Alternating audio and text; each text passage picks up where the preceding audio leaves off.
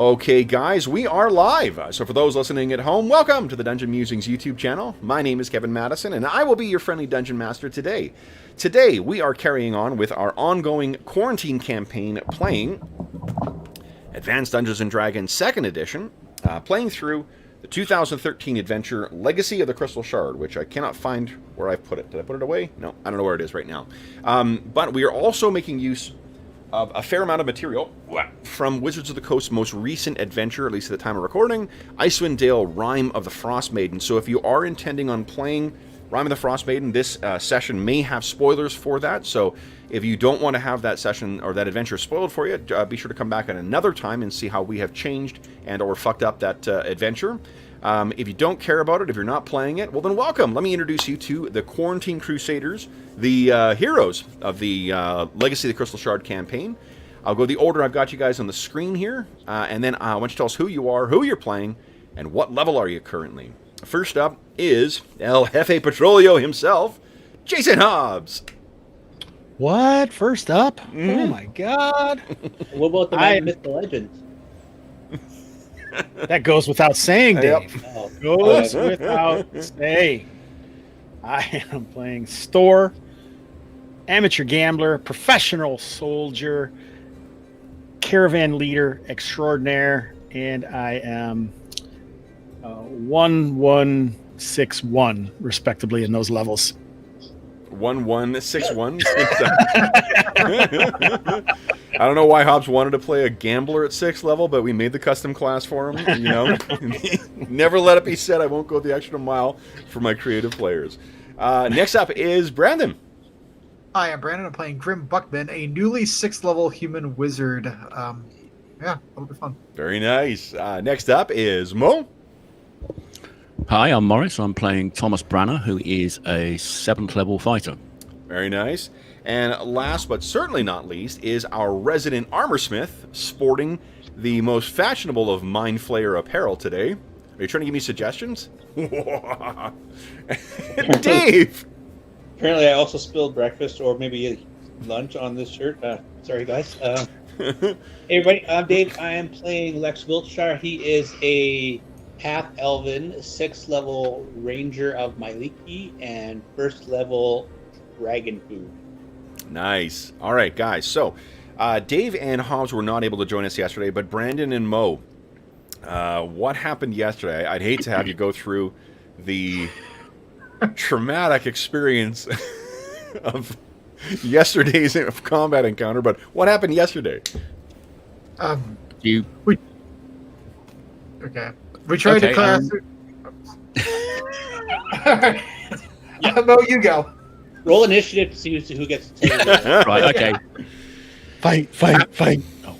We were dropped off by the Griffin Air Service. Unfortunately, about an hour or so after we landed and after we'd set up our cache, I'm assuming, the weather started turning really, really nasty. Courtesy of the D100 roll I made. We then managed to slog on and came to a crevasse covered by an ice bridge. Yeah, let's revisit that. Yeah, which we then tried to cross and then had some fun encounters with snow skates, were they? Yes.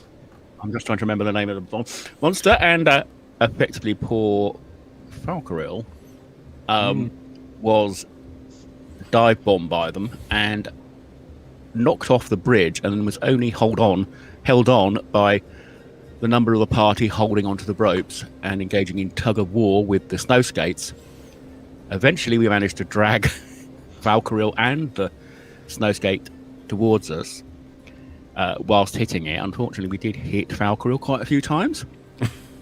And that was quite a long running fight. And eventually we managed to kill one of the skates, get Valkyrie back on the original side. We still haven't really crossed anywhere.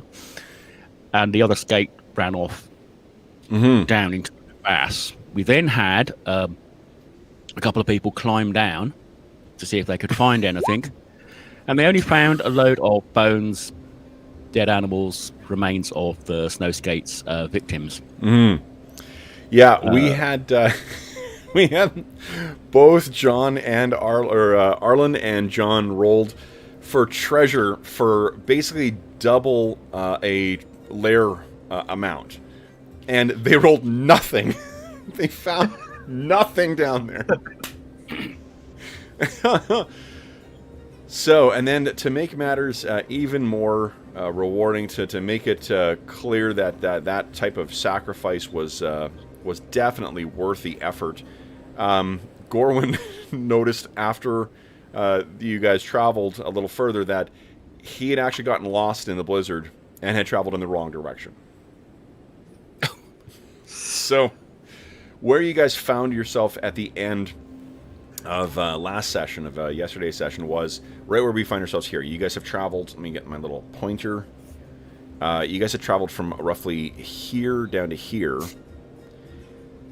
through, 2 feet of snow that had fallen recently. You guys made a Quincy, you camped overnight, but fortunately you are going to be stuck with or living with Gorwin's weather roll for today, which was clear and almost no wind. So you guys have a fine day. Now the upside is because of finding yourself at the the edge of the glacier, you are going to have a landmark to navigate now, so you're not going to have to roll to get lost the way you did when you were going across the open land.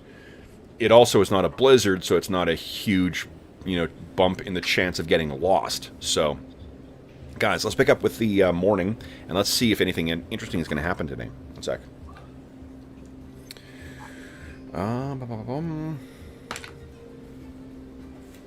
Okay.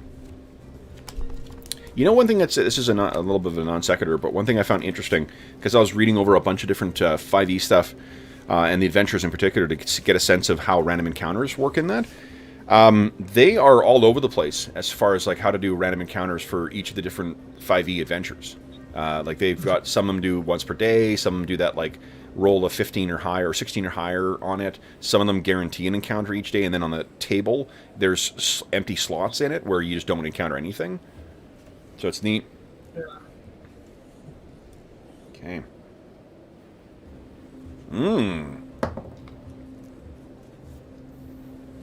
Oh, would someone give me a percentile roll, please?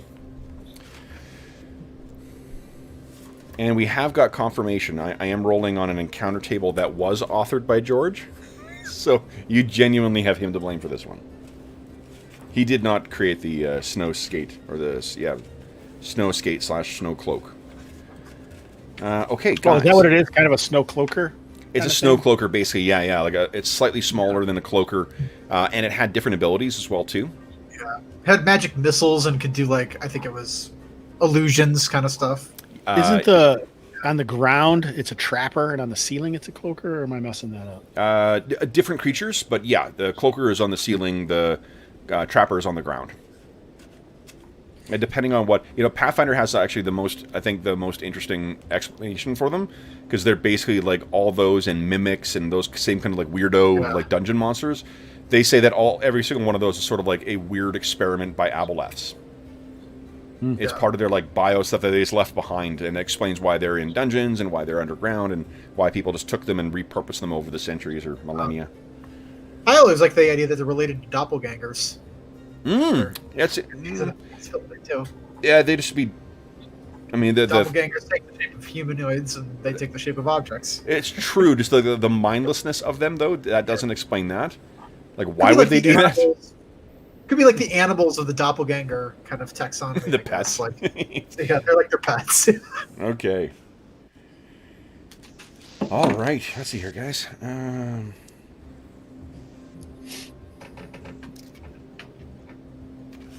Alrighty. Then, what do you guys wish to do with your day, then? Are you just heading out, trying to get to the entrance? Because you may recall the reason you went to the top of the Ragged Glacier in the first place was to try and gain access to that entrance above the cave underneath Evermount. Yeah. Let's go find it. All right. So then, guys, you set out. And are there any precautions that you are taking that I need to be aware of? Oh, yeah, well, you had a new party member as well, too, guys. Thanks to the generous donors who voted, we have added Agalia a druid thief to the party. Oh. To one of the Goliaths who is coming with you. All right. And. Okay, so guys, unless there is anything... Oh, I'll leave you to talk for a moment here. What precautions, if any, are you taking? Anyone The casting sky is clear. Sky is clear, yep. Which is beneficial for you for navigating. Downside being you're going to be quite visible. Yeah, quite visible. Unfortunately, we don't have cola and the ring of mud, so we can't fiddle with our tracks. I do have survival. Maybe we could try and like disguise our tracks a little. It might be difficult though. Is it our tracks we're worried about, or just being seen? Because I mean, is there snow up Being here? seen or- from the air. I mean, those Petrodon, 2 feet of snow fell yesterday. but it's not snowing today. It's supposed to be clear, isn't it? It is, but I mean, that snow doesn't go anywhere on a glacier. So if you're making your way across there, you're going to have a pretty conspicuous line, Yeah. even wearing snowshoes and stuff like that. Okay. Well, I mean- we should only be a mile or so away. Thomas thinks we ought to maybe just crack on and get in. And obviously Yeah. have someone keep an eye out for aerial attacks, maybe. Yeah. Okay? Okay. Well, you guys have no cleric today. Nope. That should be interesting. All right. So, guys, then the day's travel is, in comparison to yesterday, it's less exhausting in the sense that you're not constantly, covered in snow and having that, like, every little bit of your winter clothing that opens up that suddenly lets in blowing snow. Bless you. But bless you again. Thank you. You're welcome. You just made me blow 2 of my first level spells, Hobbs. Jeez. Nice. The trip, however, is still taxing just because of having to slog through all the snow, even with your 3. Sorry, Hobbs, I'm out of slots now. That's bullshit. Yeah. I'll offer you a prayer. 2nd level? How's that? Good. Okay. Then that's the D&D comedy stylings of Kev and Hobbs. You can catch us every Sunday morning from 11:23 to 11:25. We hope you enjoyed your show. Be sure to tip your waitress. Then, guys, when the first thing you notice as a break in the interminable white that goes across here is when you reach a point, and I'll creep up this music a little bit first. Let's see here. Get this down. Here we go.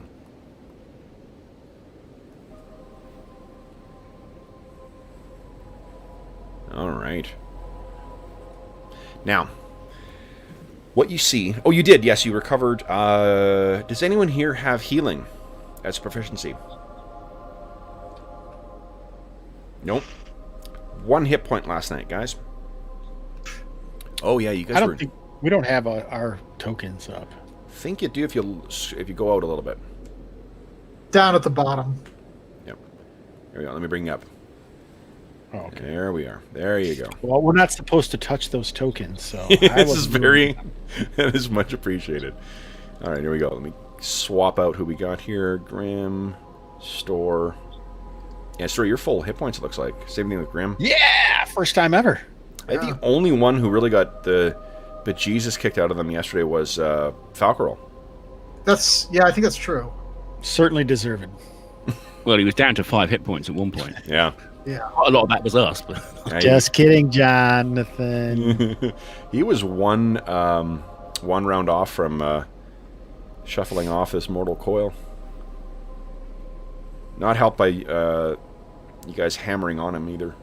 I still think the fireball would have been the most effective strategy, but Yeah. I think that no, I think that John would have taken him off. I think that the burning spear would have been an effective strategy if Yeah. we had a similar view on those rules. But John would have had taken an awful lot of damage from that.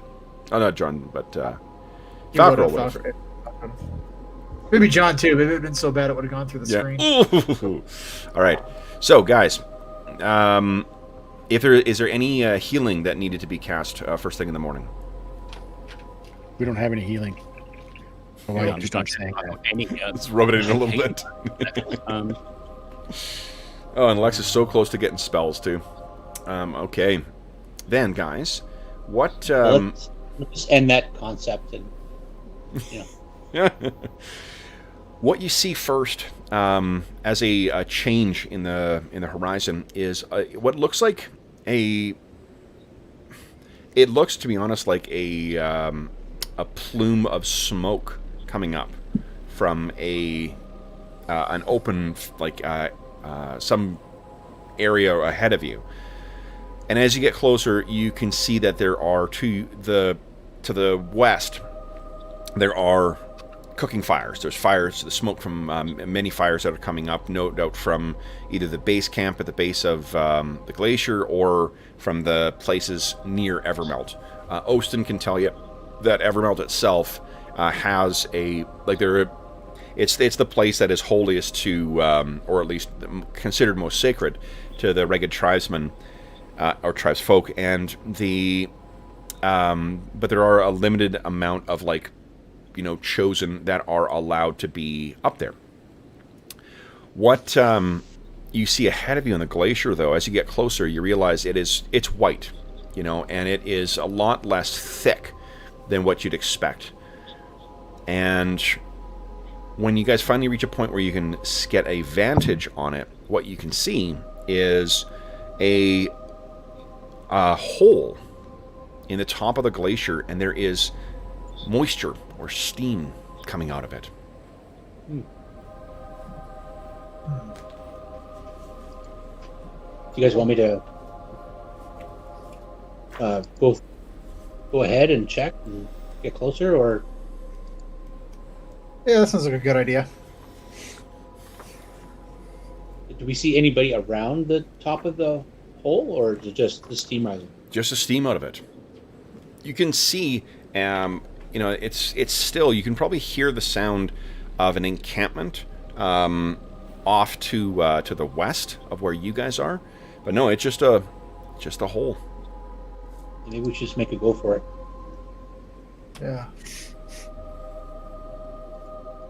Are we doing anything like tying rope to each other in case someone slips down a crevasse, or? Way to go, Dave. Now that's going to happen. We don't actually know how we can get down, whether there's sort of like a stair cut into it, or whether there's a... He just means any crevasse that could be up here on the top without us knowing, like we fought through the glacier, or... Yeah. Yeah. Yeah, like if someone steps in there and the floor caves in and... That would never happen. Okay, so Store doesn't want to be tied to anybody. That's right, I'm a loner. Sorry, Dave. I'm wound up from my game earlier. Players will do that to you. You know, guys, I'm really busy today. I can't play. Okay. My mom is calling. Then. Yeah, let's tie each other up. I like it. Let's do it, Dave. Yeah, let's do it. Okay. What I was looking for here, guys, is that in George's part of that, we've got rules for crevasses. God. Excellent. It's a great book. The setting aside it being a friend. What's that book called? What's that? What's that book called? Frostburn. It's the 3.5 book for ice settings or Arctic settings. Okay, so then, guys, you reach the. Just told George on Discord. Thanks. Kevin's using Frostburn against us. Thanks. Oh yeah, we went through all that yesterday actually on Discord. So, poor George. Okay, so then he's actually traveling today too. So anyway, what you can see is this. It seems to move up to a point, like the point in the surface of the glacier where the steam is coming out is about 30 or 40 feet above where the surrounding terrain is. Who wants to be the first one to head up there? Lex will. Don't we have like a sneaky person with us? We have a thief. I'm a ranger. Agalia. Go ahead, Lex, if you want Got that to. name right. I'm a ranger. I'm specifically sneaky only in the outdoors. Mm-hmm. Do it. All right.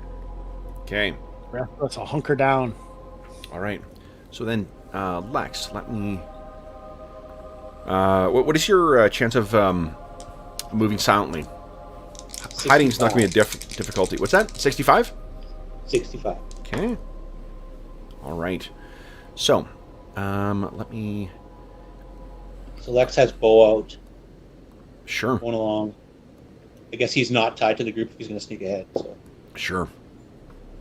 All right. So, Lex sneaks ahead. He's only 20 feet ahead because the rope isn't long enough. So, no. It's not that bad.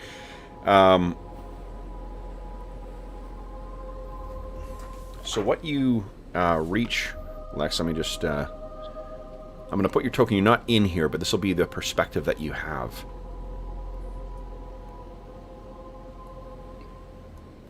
All right, let me bring you over here, Lex. And... yeah. All right. So, you reach the top there, and when you reach the peak, and you can see the steam is slowly drifting out, you reach the edge of the open area, and you look down, and it goes down about 120, 130 feet. The open, like the aperture, if you will, at the top of the cave here, it is approximately 25, 30 feet across. And you're looking down, and the frozen surface of that pool of water... well, actually, it wouldn't be frozen, would it? It'd be water, because it's quite warm in here. The edge of this thing is incredibly slick, and you're being careful. No, you guys cannot, because your characters are not there.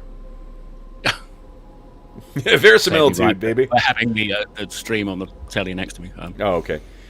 Well, you would never cheat by looking at the stream, would you? No, it's just really to rack up the views. Oh, very kind of you. It's also a fun way to keep track of chat as well. So what you can see is it's as if there is a bowl in the bottom here. These go up about 20 feet. These ledges here,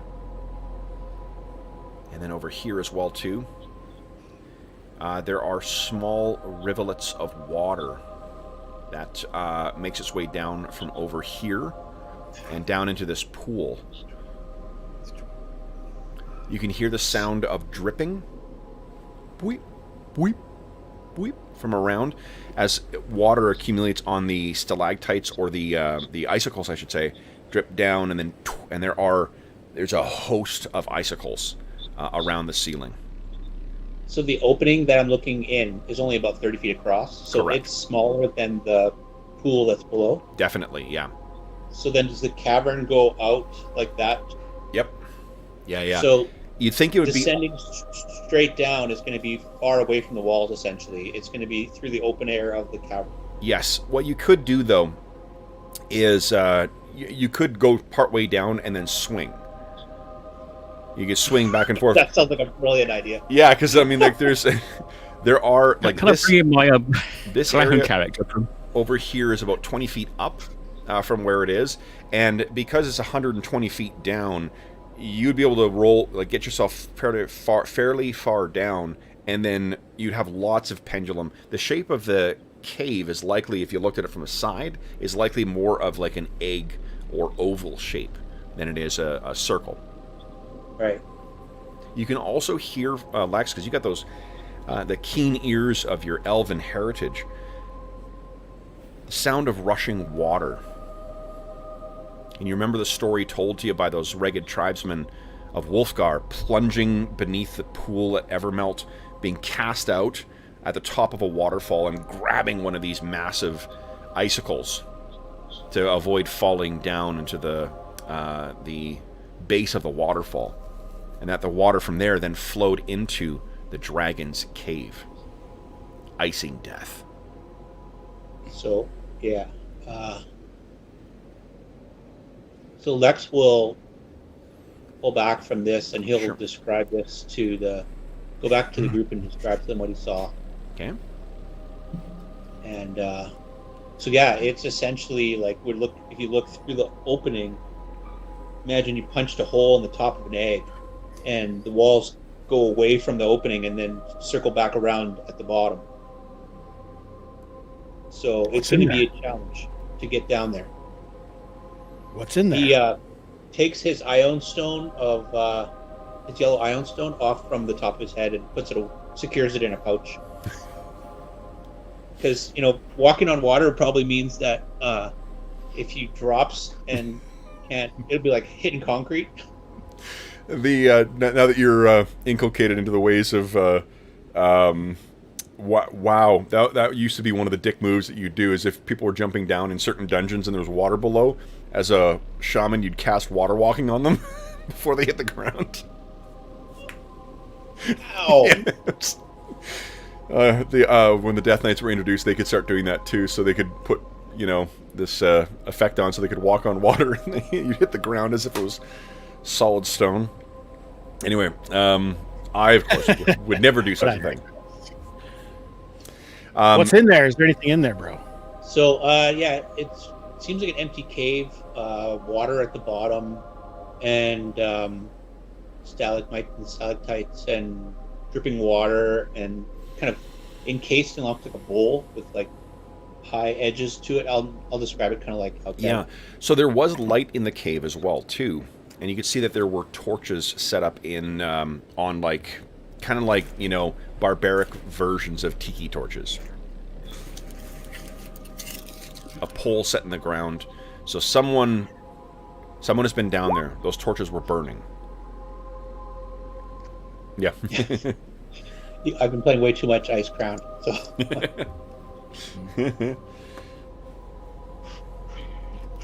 So Lex, you've got the cloak of Arachnia, haven't you? I do. I was thinking about that. Yeah. Could you go in and drive pitons in to give us a rope so we could sort of climb down? I really don't want to get frostbite. Problem with the cloak of Arachnidia is I have to have bare hands and feet. And in the past, I've used it when Falcarel had given me protection from elements. So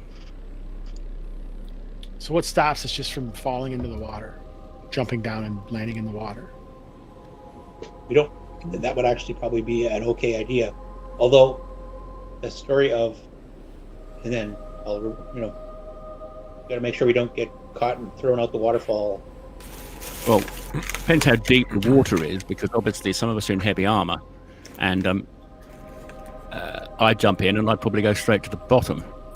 Yeah, you wouldn't be able to wear your armor. I'm not But sure. Your next character could be a Goliath, though. I don't know if I've ever told you guys this story, but I mean, you guys all know that I live close to the Rocky Mountains, and I had years ago a season where I worked in the Rocky Mountains at a resort. And while I was working in that resort, I busted my ankle because I jumped into a stream without checking the depth of it before I went in. True story. Yeah. So Not cautionary at all. There is that possibility. I mentioned this just for color. Yeah. It might not be that deep. Yeah. It might not. Or be could that we deep. have we got enough rope to sort of shimmy down one at a time? Between the lot of you? How high was it? How high was it, Kev? 120 feet to get all the way down to the base. You think 120, 130. So that's 3 lengths of rope you'd have to tie together, and I'm assuming you guys all have a length of rope with you, unless you have been. Well, I mean, you guys tell me. Do you guys have enough a rope between the lot of you? I know rope is quite heavy. I think so. I didn't think I took I know we that had with some it. silk, and I think we all stocked up before we left the Sky Tower shelter. Sky Tower Shelter is not going to be able to offer you a silk rope. They'll offer you a proper. No, it would be the ordinary stuff. Yeah.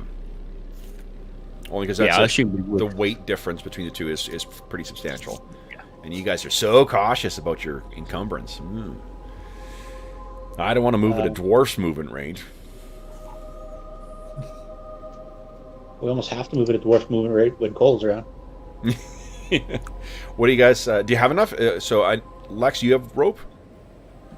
Yep. Yep. Store, do you have rope? I don't think so. I don't. I gotta keep this poncho. It's the 25-pound poncho.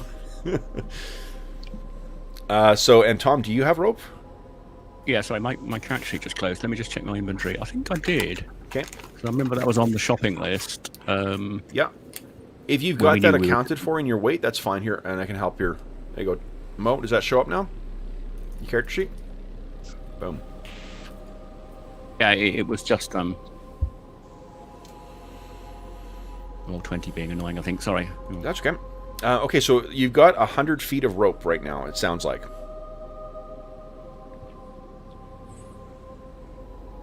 So, yeah, What are we waiting for? Drop from the bottom, like 20 feet up and... Well, could we then swing... swing it the last bit, and... Is there a sort of like... Is there just a pool, or is there a like... yeah, there must be, because you said there were the torches. Yep. Could we then swing and then just drop to the bit with the torches on? Yeah, so there's some land along the side. On one side, it's higher up. It's looks like it's like 20 feet up or so. And on one side, it looks more level with the water. So We're gonna drop 20 feet. that's the plan, apparently. That's like half my hit points. No, falling is half the distance fault. So you take 10 points. Oh, it is half your hit points. You're right. You're absolutely It's not right. half my hit points. Yeah, that's. You're not making it better, Madison. I know it's. Well, the other problem is my armor spell. You're not wearing armor, so you could drop into the water if you No, want. my armor spell that's going to go to disrupting my armor spell. No, because it won't. What I rule with the armor spell is that it's like stuff. Our armor is incredibly effective because it's DR against almost everything. Falling does not count. Okay. Yeah, it's just like armor. Like armor doesn't That's protect. good, he you. says. Yeah, It doesn't help me against the hit points. But it's still good. He'll take the fall. Grim, I you think can rope drop comes with the climbing kit, doesn't it? Grim, you could drop into the water. I don't think that's a good idea. Does anyone have climbing or mountaineering as a skill? It's called climbing in Golden Glory. Yes, Tom, you do, don't you? Yes, I did. Mountaineering, I think it was called, Okay. and the other one. So, But I have a climbing kit, so I think rope comes with that. So I think we have got the okay, three lengths. so you got 2 lengths of rope. What you can do is like, if you're spelunking, not every going from one cave to another one is going to be a clear transition. Sometimes you're going to have to swing over and try and like grab onto something and whatnot, or clamber across the top, and then set pythons, like you said, to try and get down. There are ways you could do that. It's quite exhausting to do that, but Tom, if he's got training in mountaineering, he may be able to try and scale actually the top and inside of the cave. Does anybody have anything that would prevent them from freezing? No. Magic sometime. Okay. No, we've got. I have this poncho. It protects me from freezing. Okay. Okay. So what do you think? Presumably we'll be out of the wind. Oh yeah, I'm willing to go down and drop the 20 feet into the water. You're wearing armor. Drop it on the land. yeah, you're wearing armor, so you won't be able to swim. Well, you'll want to swing enough that you can land on the ground. Yeah, and this is like it's 2/3 of the weight of regular plate, so surely I'll be fine. It's only 33 pounds. You got 33 pounds of metal on you. You sink, and it just is in further FYI. Remember, it's a cave that's in a glacier, which means that the bottom of that pool is all ice. Okay. Yeah, I think You can account the for that. heavy armor users are going to have to take it all off, If Store pack had it in a bundle, and crampons, have it lowered down. if Store had crampons on, then he may be able to kind of stalk his way out. But that is a valid thing. Store, if you have crampons on and you do drop to the bottom, that actually might make it relatively easy to walk out. and you can hold your breath. The pool, Dave, how wide did you think the pool was? Probably about 40 or 50, probably close to 50 yards. Okay. Or 50 feet, right? The map was feet? Yep, feet. So you'd have to stalk up like 25 feet. If you figure you hit right in the middle, you probably could hold your breath that long. Here's Probably. what we could do. We could get near the bottom, and Lex could cast web in near the edge of the pool. Swing a little bit, land in the web, and then I'll get out of the web. And when the spell's about to end, I'll just drag you guys in. It's like a safety net. I like that idea. Yeah. The web's a safety net. Works for Peter Parker. Yeah. Not so much for Gwen Stacy. I was gonna say the exact same thing.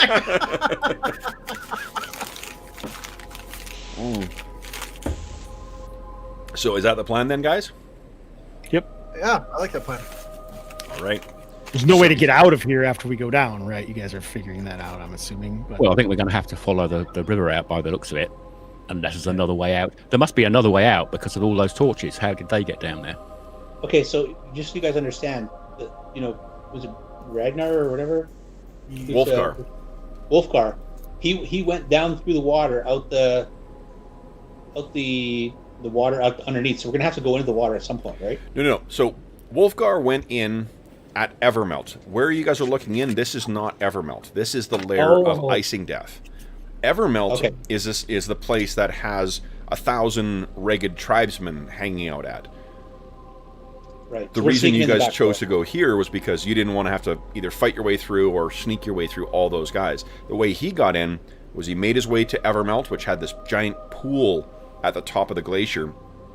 He went under that pool, which went through a passageway, carried him along, cast him out. The waterfall cascaded down to the floor, and then that water flowed through to where Icing Death's lair is. So we're going straight to the dragon's lair. You guys are cutting out the middleman. You're going straight to the dragon's lair rather than going through Evermelt. Probably not a bad thing. I mean, it's a 1 in a million chance of him not falling down and dying at the base of that waterfall. He climbed down a ice pillar or an icicle. Never tell me the odds. Yeah, exactly. So then, guys, what are you thinking here? This is the plan then? Lex is going to go down first? Well, all right, let me grab if we need everybody. to get back, I do have the flying spell if we need to get back. But Well, we can always send Bastard back with the Griffin Riders. That's true too. Yep. Can actually Griffins do vertical takeoff and landings? Yes. Yep. I mean, so they could come and fly us out if we had to. If we could get a message. We have a method of getting a message to them. Yeah, and it's just a matter of long as John's hours, here. holding them off for hours. Yep. Yeah. Okay, here we go. Let me just get you guys set up in here. We just do when we were soldiers, sort of put in facing zombies and corrupted ragged tribesmen. So if the web spell lasts for 2 turns per level. Well, that's Oh, ours. good. We'll And be it's- there for a while. It's double, or is that with the doubling of the... No, that's before the doubling. Oh my god. So 2 turns per level. It's cast as what, a level 8 spell with a cloak? So that's 16, 32 turns, which is 300. That's about 5 hours worth of... So the only person who's really going to have a problem though is Grim. How strong are you? I'm 15. I've got a 15 strength. Oh, okay, so then if you have a 13 strength or more, you can cut your way through, or get your way through the webs at half speed. Okay. Or is it 5 feet per round? All Well, right. I can always help people because I'm pretty strong, and I could probably help free them from the web. As it were. Yep. Yeah, you can break through 2 feet of web per round. Okay. So then, guys, this is you can now see what Lex had described. You guys, I'm picturing you've made your way to the top of the aperture, and you are looking down. You're tying the two lengths of rope together. Are you assuming you're securing the rope with a python at the top? I will use my Several. rope use skill. Okay.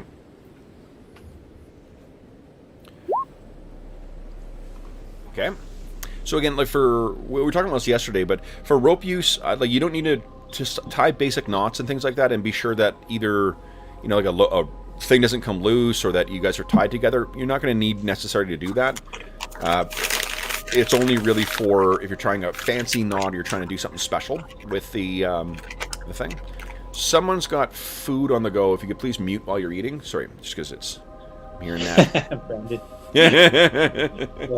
Damn my intermittent You've learned fasting. about it. It's only session 59. All right. So, guys, what is then, Lex? What's your plan here? Getting down. Okay, so yeah, directly above the pool puts you about here, I think. So, what are you thinking? I think we're going to need to swing a little bit, and he'll set the web in kind of this direction. Okay. You can see that much change my But if we go down from that side of the hole, presumably we won't be dead center. Because we're tying the rope to the side of the hole, not straight in the center. Or is it so small but it doesn't really make a difference? Well, the hole at the top is only 30 feet across. Hmm. So yeah, even if we're on this side, Well, yeah, we'd be 10 or 20 feet either way offset. And I'd probably say to the left, the right, as we're looking on the map, that appears to be flatter. yeah, but what I'm saying is the hole at the top is only 30 feet across. So even if this is the top right here, it's only this big. It's in the middle. Mm. Yeah. So it'd be coming down one edge, not bang in the center of the hole, if you see what I mean. This is the edge right here. Okay, right. Here, let me see if I can help here. You draw a circle, Kev, that's 30 Yeah, yards Yeah, across. it shows whether the opening is at the top, because I don't think we're not quite... So the web, we don't have enough room for the web's too far away, or we don't have enough room for it. Let's see. No, because I think we'd have to swing to sort of land on the web. I think that was the... Yeah. I'll delete that. Okay. Stop, Forte, stop. There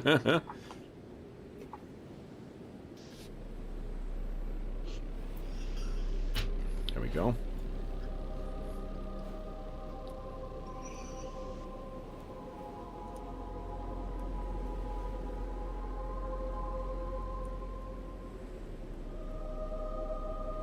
Okay, so there you go, guys. That's the aperture of the opening on top. So yeah, even if we're taking the rightmost point, like Tom is pointing from, we still have to swing to get close enough That's the idea.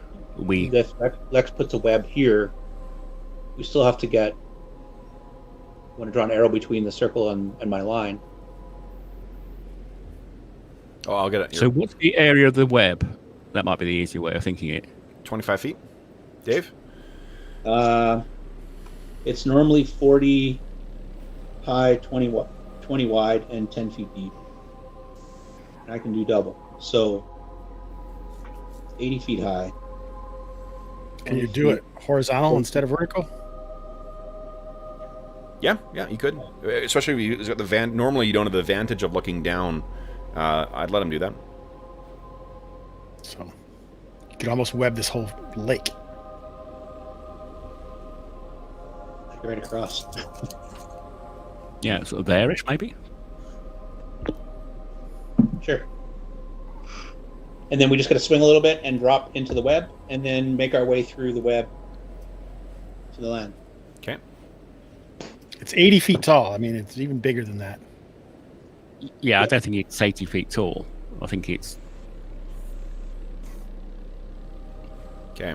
Okay. We know it's bigger. We know it's Yep. good. All right. Yeah, we just swing a bit at the bottom, I think, and then we're good. Okay. So then, Lex, So, you are the first to go down. All right. And the torches are sort of around all the edges here. Lex, you get down to... How far down the 100-foot length of rope do you want to get before you cast the spell? I'll do it when I get to about 80. Okay. So you... as you're getting down, what you can see is that there are caverns leading out, or tunnels leading out. One over here, and one over here. Okay, tell the guys there's caverns to the southwest, southeast. There is also a cavern leading further back over here as well. In the northeast. I probably wouldn't be shouting up to us. That's a bit loud. Did I say I was shouting? Well, you got to carry 80 feet. I said I'd tell the guys. Okay. Shout. All right, then. Lex, so you get down to 80 feet down. What does it look like as you cast your... or activate your Cloak of Arachnidia? I think Lex has to like hold on to the rope with one hand, and then he grabs the cloak and gives it a spin, and the web comes flying off of the... Awesome. Off the cloak. It gets there, some of the web drops down into the water, and you can see ripples carry across the surface. It is remarkably black. You would expect in a pool like this that it would be, you'd be able to see the bottom, and it would be clear, glacial water. This is dark. So, with that in place, what do you want to do next year, Lex? I guess I'll swing the rope and make a jump for the web. Sounds good. Why don't you give us a dex check? I don't know, it's not a mechanic in, what do you call it, in 2nd edition, but I'll let you roll effectively with advantage. Give us 2 rolls. We'll take the better of the 2 rolls. You want to roll your dex or less. And if anyone questions people's ability to release a rope at the right time, I would just present you to do a search for tire swing fail on YouTube. Yeah, so 19. So you swing, Lex, what do we see as you land down into this web? Well, my success is like it's the lowest success possible, so maybe he doesn't time it right, and then he just kind of lands in the web and goes... Oh, okay. So yeah, you are held fast by those blackened fibers, but with some effort, you're able to tie yourself or tear yourself free, and you now find yourself on the surface. I don't think I'm restricted by the web in the same way that the others are. It wouldn't catch you then. No, Good one. No, but good one. No, it's like a spider. Like I hit the web and I can move on the web as opposed to. I think that what it says is that you're not affected by them, right? So, I mean, like, look, no. your character, knowing that that's the case, if your character was concerned about it, you could just take your, take the cloak off. So I'm not really fussed about that. Then he did take the cloak off when he Yeah. threw it, right? I think that, like, if the Cloak of Arachnidia says that you're not affected by it, it's in. Well, I can tell you what it. It doesn't really matter one way or the other, because like your character would know that you're strong enough to free yourself, aren't you? Yeah. Yeah, so that wouldn't be an issue. And if it's an open question as to whether or not you would be caught by it, I'm assuming your character would choose to take it off, right? Yeah, that's fine. Yeah, okay. So you got yourself on the ground, and then you put your cloak back on. Who is next? Do you want to be down there with one person or up here with one person, Grim? I'll go. Okay. So, Grim, what I need from you is a percentile roll, please, first. Percentile roll, alright. Okay. So you're able to shimmy down the rope, and then give us a dex roll twice. Take the better of the 2. Okay. Dex is 13. I'm not going to do the usual thing. It's just... Alright, so... yeah, so that would have done it. Both are fine, is yeah. And you're caught in those webs. Yep. Give me a sec here. Start making my way to the shore. All right. Now, while Lex is freeing Grim from the from the webs, I don't need any help. you can hear the sounds of people talking in I can't remember. It's not Eluskan, but it's the language of the Ragged tribes. And what you see, no, it's something different. Yeah, Luskan is like the Vikings and such from the Viking characters or whatever culture from the Moonshaes, Moonshae Owls, but I can't remember if that's the Hobbs. I know your character speaks the same language as the Ragged tribesmen because we went through that before. Do you remember what language that is? Tugun or something? I think I have it as Eluskan. Oh, maybe it is Eluskan. Yeah, I have Common, Eluskan, Orcish, and Dwarven Pigeon so far. Okay. Why do you want to speak to birds? I don't know. Yeah. Just okay. All right, give me 2 seconds here, guys. Boom. Boom.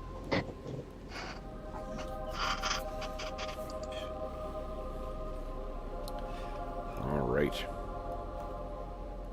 So, Dave, what you missed is only that there are... Oh, for fuck's sake. Oh, we just lost his... Yeah, I know. I hit the wrong button. Oh, for fuck's sake. Yep. On my... drink. What do you call it? On my keyboard, my new keyboard, the Windows key is a lot larger than it was on the older one, so I hit it when I'm trying to hit Alt a lot. Me too. So You can actually disable that. I think there's an ability to disable function keys like that for gaming. Oh, okay, maybe I'll take a look at that. Yeah. Hi, Gimo. Okay. Get you guys set up. For those listening at home, my apologies. Hope you enjoyed the view of our login screen for Roll20. Okay. Got you guys back. Now, let me try this again here.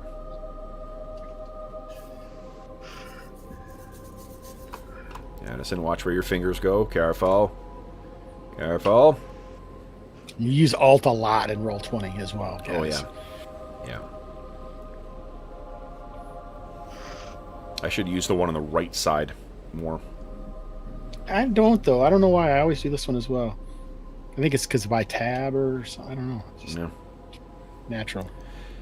Yeah, it's where my hand goes, right? So... Because you're using your left hand and your right hand has your mouse in it. Exactly, yeah. Yep. Okay, so what you see, Lex, is you heard voices speaking in Eluskan as you were pulling Grim free from over here, from this tunnel. Now there is that pillar of ice coming up from the ground that matches or meets up with the ceiling, but you can hear two of them coming. I mean, they're not orcs, but It sounds like Store. they sound silky smooth. Yeah. So, what do you guys wish to do? They're not in the room yet, but you can hear them coming. Grim's hiding up there. The other people that are going to be walking down. This hasn't happened while someone's midway down the rope either. So, I think Store, Tom, and Ocean can hear that as well too. The Goliaths are at the top as well too. Do you intend the Goliaths to join you down in the? Mm-hmm. Okay. Oh, yeah. Tom was going to be like the tail end Charlie, because he's keeping an eye up top just to make sure there's no one going to jump us while we're all sort of clustered around the hole, not looking. Okay. Might as well. Are we going to wait for these guys? You do have that big, massive webbing there that probably won't miss. There That's is a a good rope point. hanging from the ceiling as well too. Yeah, that's a good point. Yeah. Maybe we should. Do we want to try and pull the rope up? Gernig's with us? Yep. Oh, I thought he went back. Nice. Hey, Gernig. Gernig, he went back and got Agalia. Oh, nice, Agalia. So wouldn't we be Okay, guys, this stop. side, not inside? Stop. We wouldn't be inside the hole, right? Anyone who's inside there is up top. Well, okay. So please stop moving them.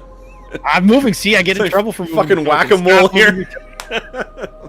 your- All right, I understand that impulse. Okay, so what do you guys wish to do? You got maybe 10 seconds before these. Well, no, that's not true. You probably got about 30 seconds before they get in here. What do you want to do? Pull up the rope. Okay, I'm gonna move. so Yep, there's a pull couple up you're pulling the rope up. Okay, Lex, you go to the side there. And draw my bow, and I don't know if I have time to plant a couple arrows, but Okay. Move positions on the top so we can fire down from the hole to protect our people. So Yep. move on this side of the hole Okay. And so we can shoot down this way.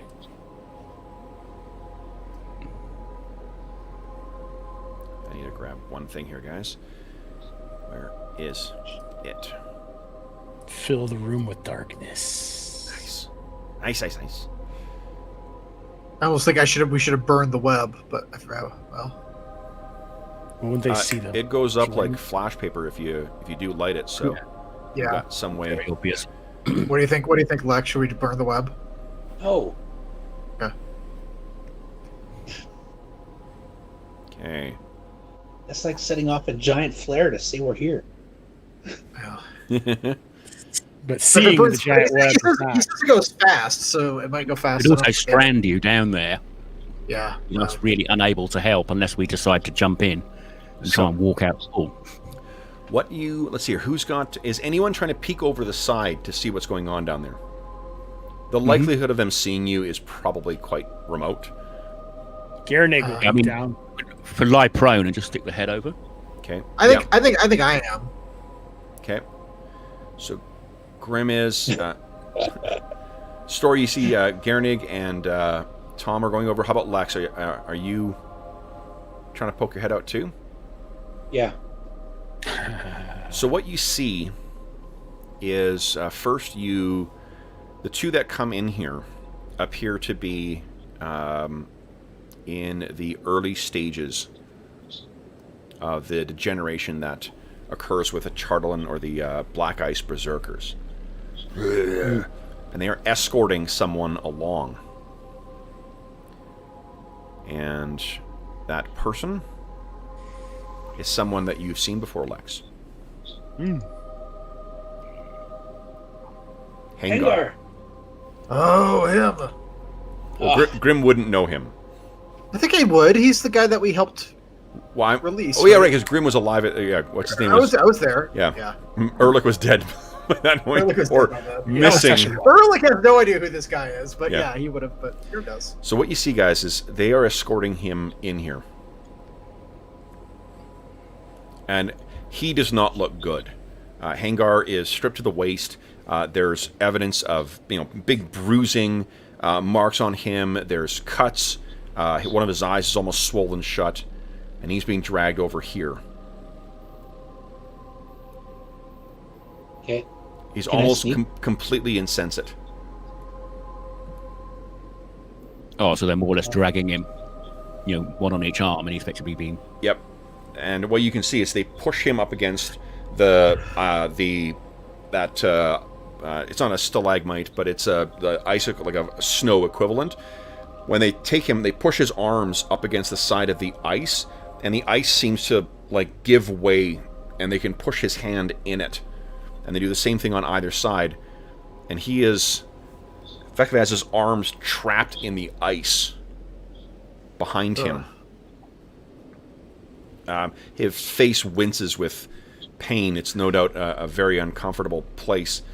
And they stand back. The Berserkers are also wearing the markings of the Bear Tribe. Okay. Lex looks over to Grim and does, like this, and then notches an arrow. Yeah. Gives All Grim a right, nod. All right. So we're doing this. Okay. So I'm magic missiling those two. Okay, hold on here. Shoot an arrow. Grab stats. Okay. Or Then magic missile echo sounds. Is that in the? I don't. It says no. The thing about sound. So I think they're silent. no, but does have a verbal component to the spell. Oh, that's right. So yeah, Yep. I do have to say. So. Yep. All right. So I think you can't cast spells in a surprise round. So what I think I'll let happen is Lex and Grim, you will get a chance to act first, but then they will have a chance to respond as well too. They're really only going to be able to move because their declared actions would be to run away, but they would hear Grim's, the whatever arcane words he speaks. And let me just adjust the hit points here. They're only partially transformed. Okay. Okay. All right, so then, Grim, why don't you go ahead and just releasing that spell. Lex, are you intending on releasing your arrow and then following up with the second volley after the spell is cast, or like as soon as he starts talking, that's when you fire? But I was thinking Lex can't probably even shoot. We don't have the web on the screen, so I moved up here, but he would have probably had to move south to shoot around the web, right? Yeah, yeah. You could probably shoot through it. You're a good enough shot. I think he'd move around so that he wouldn't have to shoot through it. Yeah, yeah. And just for the record, I'm shooting 2 at the bottom one and 1 at the top. Okay. Okay. I'm doing that. All right. So then. There's the first one. Okay. 2 at the bottom one, 1 at the top. Okay. So the top one is. There's the third. Injured. And the bottom one takes 5. Okay. The bottom one, it blows through its chest. Like it just... Nice. The two things hit and tear through it like as if you were jamming a spear or a pair of spears through this thing. The other one is not drawn down. It explodes on its back with, arcane energy. Lex, you go ahead and make your 2 shots here. Oh, -5. That'll definitely hit. So that's not quite enough to take him down. That's also a hit.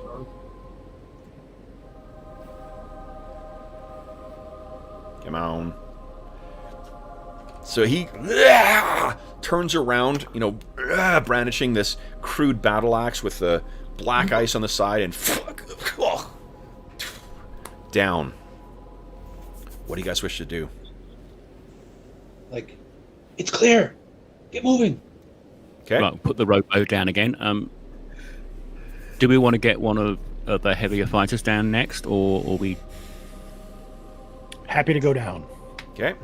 Okay. Lex says to Grim, "Can you help them get through the webs or whatever? I'm going to go try and release Hangar." Yeah, sure. Okay. Store, give us first a percentile roll, please. You're still in plate mail, right? Yep. Magical plate mail. Okay. Which is lighter than regular plate mail as well. Yeah, it's lighter. So it's... Oh, that's true. Yes, 10% lighter. So I'll reduce the penalty by 10%. Let's see.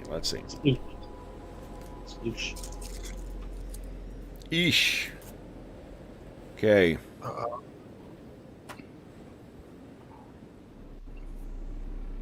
You do or do not have the mountaineering or climbing proficiency? I don't. It's actually 2/3 weight because it's Dro plate. Oh, okay. So then I will reduce that further. So that actually might make it enough then. So you don't fall. Now, give us 2 dexterity checks, and then take the better of the 2. Good. You were caught in there and then begin tearing yourself through. Who is next? Start sending down like Angel and all these other guys. Okay. Yeah, for each person that rolls, can I move Lex like his combat move or something? Absolutely. You can consider yourself over there. Nothing will happen until you're over. You have to scramble up that 20-foot high ledge there, Lex. Yeah. And I'll let you just give me so you can peek down there. That's what you see. Yeah, I mean, climbing down 100 foot of rope is quite a lengthy procedure. Yeah. That's Agalea. Okay. Agalia. Agalia. Yeah, go ahead and roll percentile first. Who is someone specifically? Yeah, running. These She's people? good. And then 2, because she's a thief. 2d 20, please. No problem. She is down. Who's next? Gernig. Okay. Gernig. Percentile? I'm also going to put my crampons on at this point. It's good. And then 2d20. He's good. Who's next? Bocho. Go ahead. Lex. Percentile? Oh, percentile first? Yep, please. No problem. Whoa. All right. Who's next? We got Joliku, Austin, and Tom. Tom's last. Tom's going to say, I was going to go last. I'd say Austin goes after me. But obviously he can swim a lot better than we can. So he could be almost Hold a on. lifeguard. Those two propositions are not tenable. He goes You can't before go you or last. after you. Yeah, you're either penultimate, and then he goes, or you go last. Maybe he ought to go last, because then he can effectively act as a... That doesn't matter, whichever. I'll go last. He can go second from last. Okay. Who's then Joliku? Why don't someone give us a percentile roll?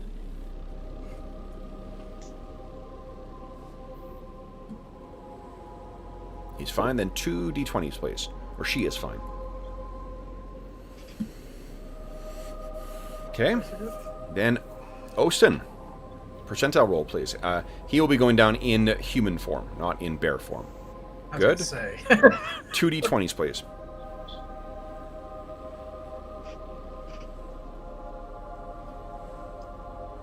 Oh no.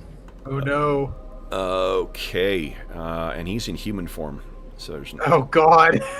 what is Austin's He can dexterity? transform to his... His dexterity is a 17.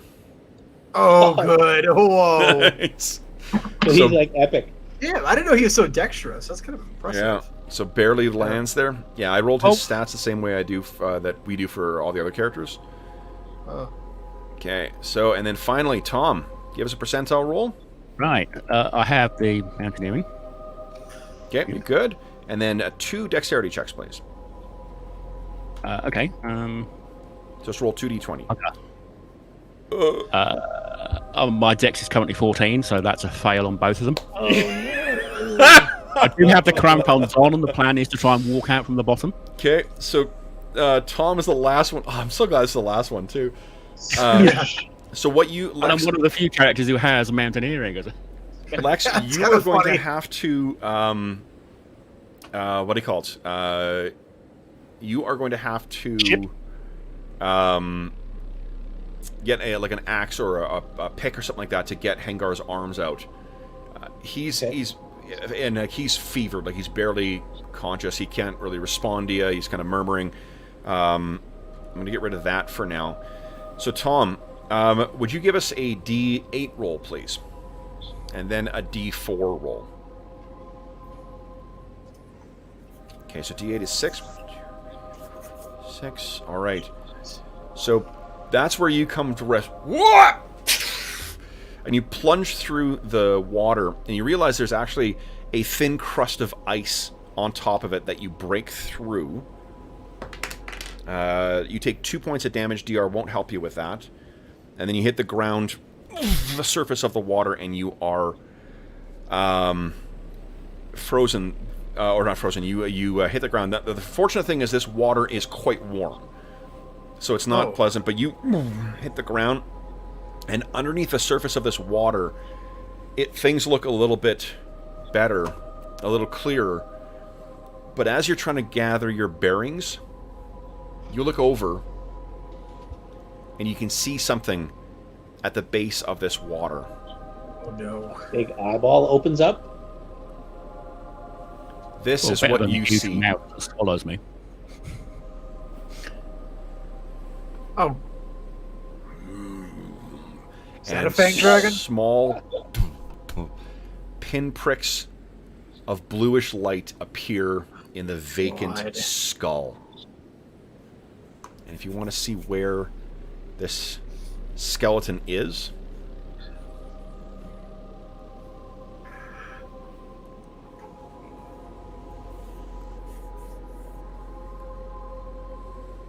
that is where it God. is. Oh, Guys, let's take our sounds mid-session break. mid-session break. So those listening at home will be back momentarily, and then we will check in with chat, and then see what happens to our heroes next. So back momentarily.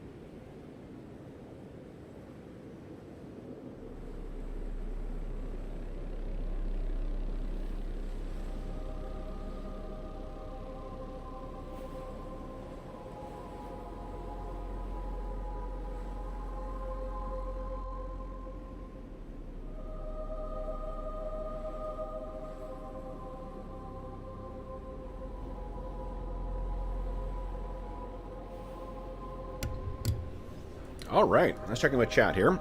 Excuse me. So good. Happy weekend, everybody. Happy Sunday. Brian, howdy. Hello, hello. Hope your weekend's off to a great start. Fred, what's going on? Hope your weekend is going well as well. Jeffrey, what's going on? Nice to see you again, too. I appreciate the warnings to everybody about the threat, the party or presents to the multiverse. Ice King, what's going on? Cast Magic Missile. I will most assuredly be casting Magic Missile.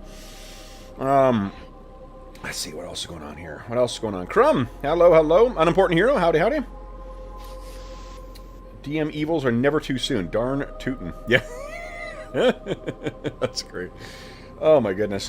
What is going on? All right. So hello everybody. Hope you guys are enjoying the session thus far. Hope you're having a great weekend as well.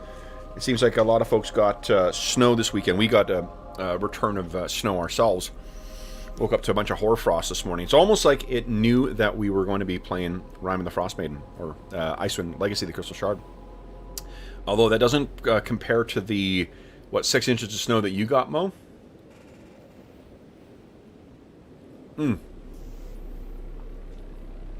You're muted again, Mo. Everyone. I had the 48 volts off. Yeah. All right. Ironic. We haven't had snow for several years, and we had, after my roll last night, I had about 3 or 4, I think. Yep. Well, starting to go now. The windstorm that we got recently, I've attributed that to Dave's roll as well, too. So, all right. So wait for Dave to get back here. Then. So effectively, Tom, it's going to cost you 4. It's going to be like highly difficult terrain. So every square you move is going to cost 4 squares of movement. So you could move basically 2 squares. If that's all you're doing, you could run and take an AC penalty and move 4 squares.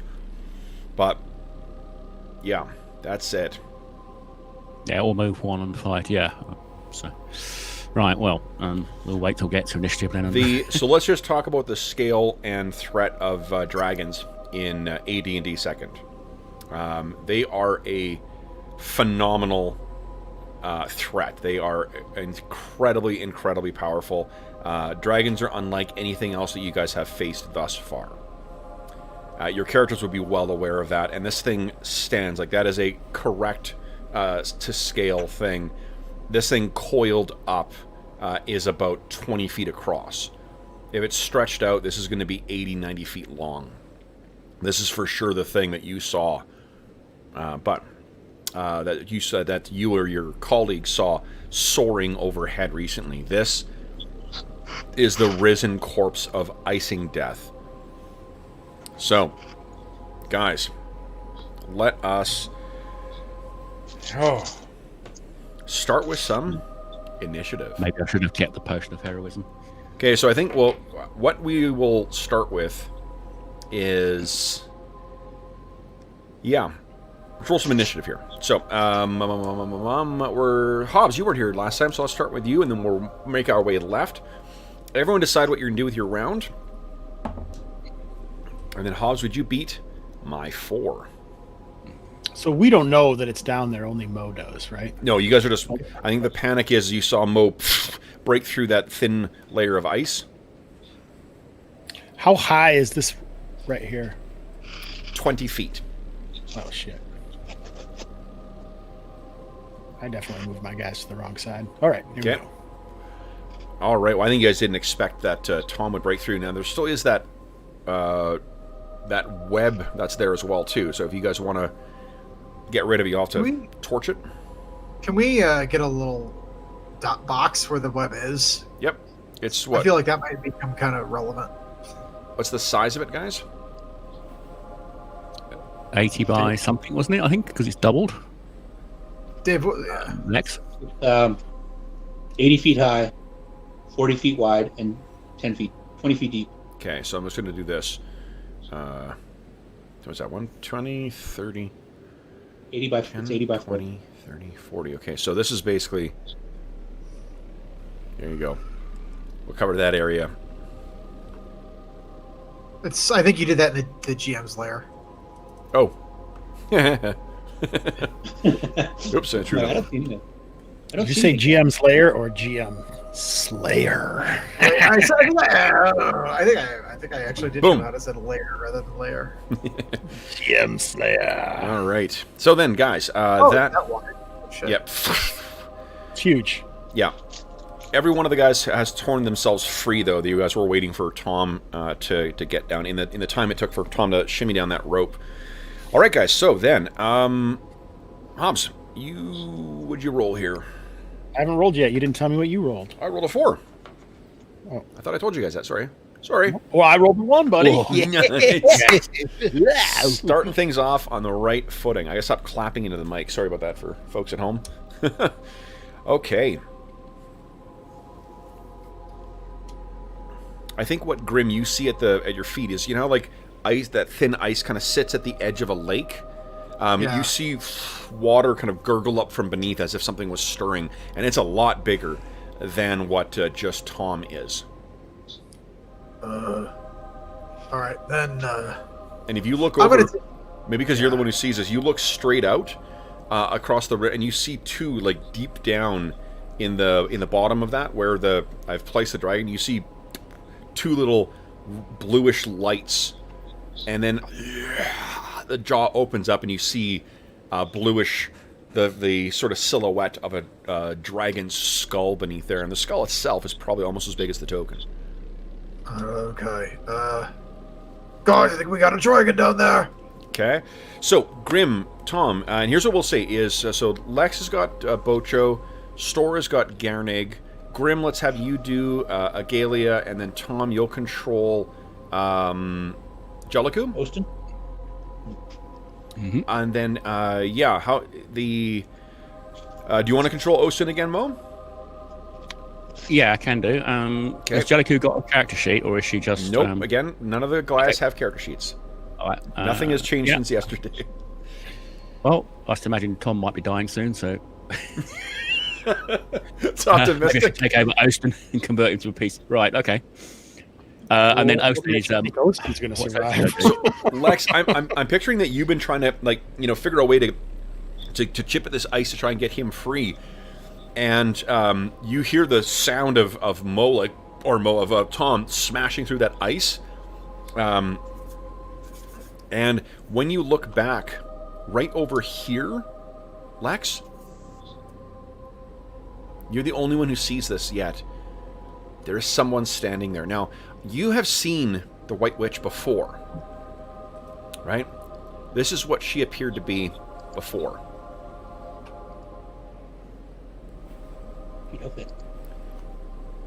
But this is what stands there now. Oh, nice. She got a artistic Sword. upgrade. Yeah, she Must got a have sword. She got everything. She was What? like So the she had sword epic level. is an enormous, like, bastard sword made of pure black ice, and you can see her hair is a matching color as well too, and almost the same consistency. So let me place her on here as well, and she has, you know, you only see this for a split second, but she has an exceptionally cruel smile on her face. I don't see where she is, but that's... No, I'm just going to place her right now. So I'm going to token Okay.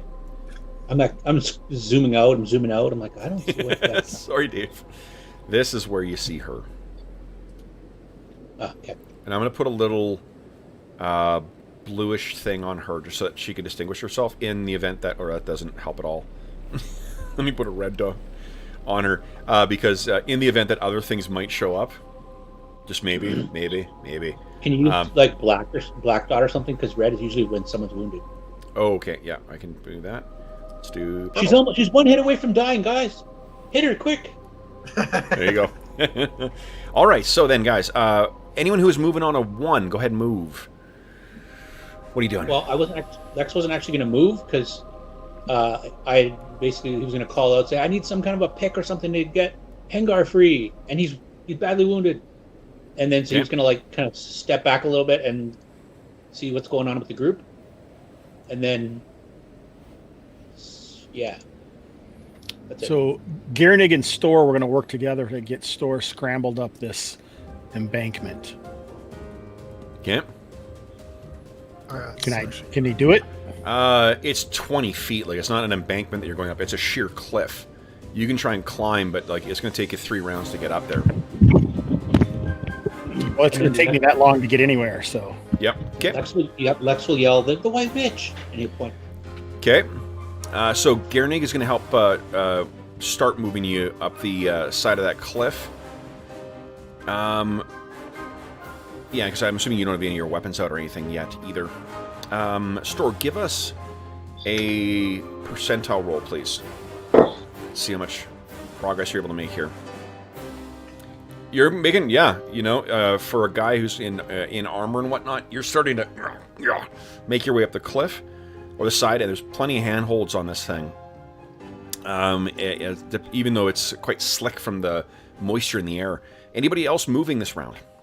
I am. Okay, Tom, did you move? Yeah, he's effectively going to try and move to the side of the lake where he knows the rest of them are at full speed. Okay.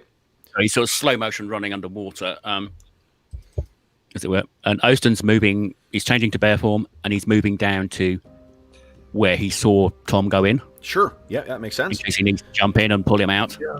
Okay. I assume in bear form he can swim quite well. He's not quite a polar bear, but I mean, I assume he... Oh, yeah, no, most definitely. Yeah, no, he actually polar bears actually have a swim speed. So, yeah. Then, anyone else moving? Bocho, Agalia, or Agalia's, yeah. Can Agalia... Hold on, actually, I may have to give you guys control over her. Hold on. Oh, no, you guys have it. Yeah, you're good to go. No, I have it, yep. Can she start climbing that, or...? No, she could get over there. Get over there. Yep. Okay, and then Jellicoe? Where's Jellicoe going? Who's controlling Angelica? I don't know. I just moved Jaluku. Oh, so you're to me, sorry. Yes, she'll go up that side then.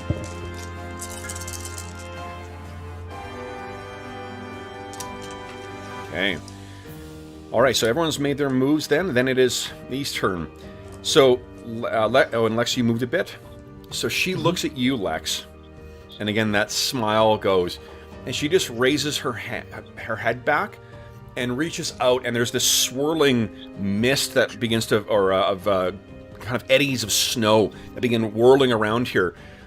And she just simply says one word. Come! And what happens, guys, is those of you who are close to the walls there, remember what things were like in that one cave in the Cave of Hunger, where you could see things moving in the blackness or behind that like transparent ice? You see things beginning to move and then break themselves out of the ice. And let me place these things. Okay, John, you can log in now. Andrew? Yeah, exactly. Okay. Yeah, we have arranged for the griffin head strike, haven't we? And no, over there. Can you cast another web? I cast translocate web. That web might slow down that dragon. It might be a good idea. Well, somewhat metagaming, you can set fire to it when it's on it. Okay, Yeah. and Yeah, we knew that it would burn very quickly. Oh. I just picture Store having, come on, Gernig. What okay. did Lex say? Did he say fight Fitch? What? What's happening? Yeah, exactly. And these things as well too are the same kind of snow-caked risen dead that you faced. Remember the last time you were ambushed by the White Witch when you activated that that amulet? It's the same things that came walking out of the swirling snows then. Okay, then this thing underneath. Oh boy, Tom. So this thing looks at you, and it surges forward underneath the water,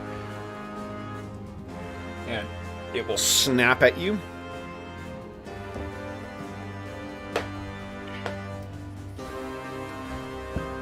Okay, and as desiccated And incidentally, that only represents the head. The rest of the body is still, like, pulling itself out from the massive bulk of ice that it seems to be encased in. And here we go, here we go. IP is 1. I have 2 copies because I got my POD and I got my actual monstrous compendium. I have both copies open again today. Those are usually great days. Okay. Days of greatness. Days of greatness. Indeed, I knew I had a good feeling about this today. Okay. And his... Good golly. All right. Fucking... I'm so sorry. We're opening up with a nat 20. Oh, with the dragon? Jesus. You just swallowed whole. Good thing he doesn't really have a stomach. Yep. You're So just falling into the nuclear magic reactor in his belly. Exactly. Your fuel. All right, so that is a total. Oh my gosh. That is a total of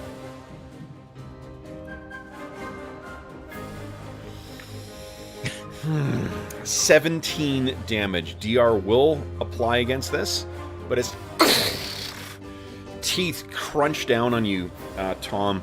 I need you to give us a save versus. Let's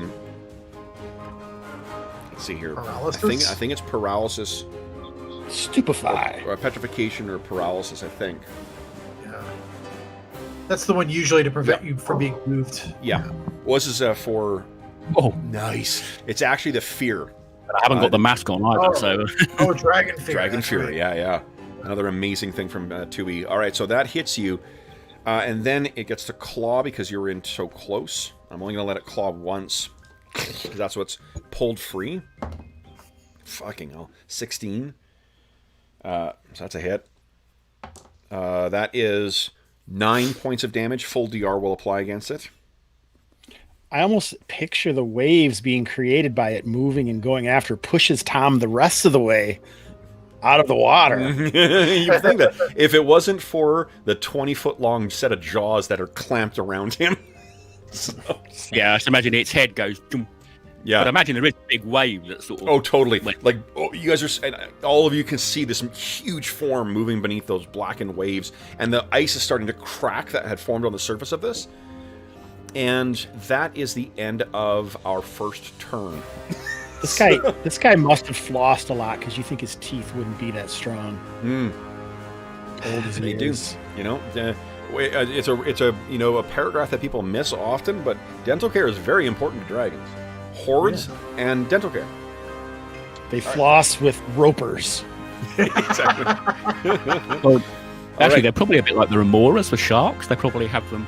Little things, yeah. Parasitic things So, that just- guys, everyone decide what you're doing with your round, please, and with those NPCs in Running your away. charge. And then, Where are you running away to? yeah, store. Kind of beat my Well, I 8. won, didn't I? In your eye, Kevin. Oh, an 8. Oh, ho, ho. Oh, wee wee. Maui, Maui, Maui. Oh, I see. That is an accent I have not done with any NPCs yet. Is a French accent, or a bad French accent, I should say. No, you did with what's his name with Ambrose and Oh yes, Pathfinder. that's right. Yeah. That's right. Yeah. How's it? Right, and Galantry gives me lots of opportunities Galantry, yep. to choose scenery. I once had a French furrier show up at a game. A coeur I d'Ivoire.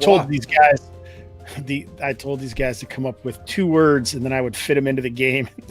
One of them said furrier or trapper, and the other one was like French. And I'm like, all right, they just found Louis. And furrier. Hello, oui, my friend. Thank you.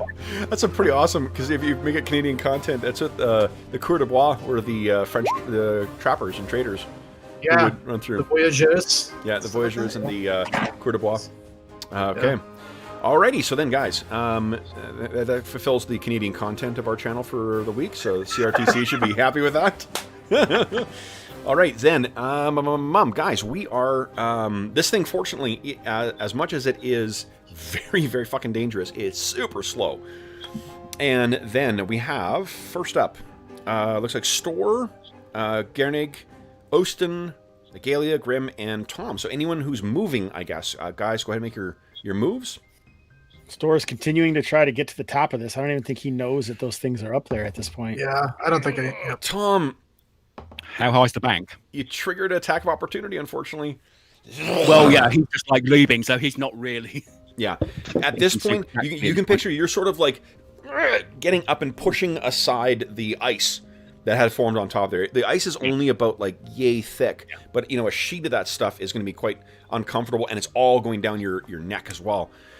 You only take 6 points of damage from that claw, though. Mm-hmm. Yeah, the idea is that Ostin's going to like try and pull him out. Yeah. Okay, so Ostin pulls him out. DR applies. Against the claw, yes, it does. Right.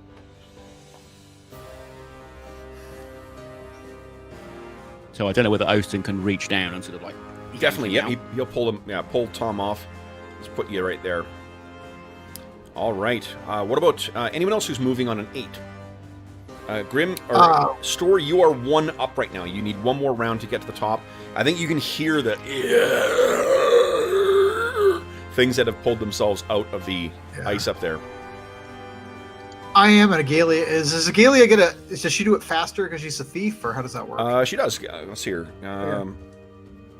So let's see what her. Oh man, yeah. So she's basically match where Store is right now.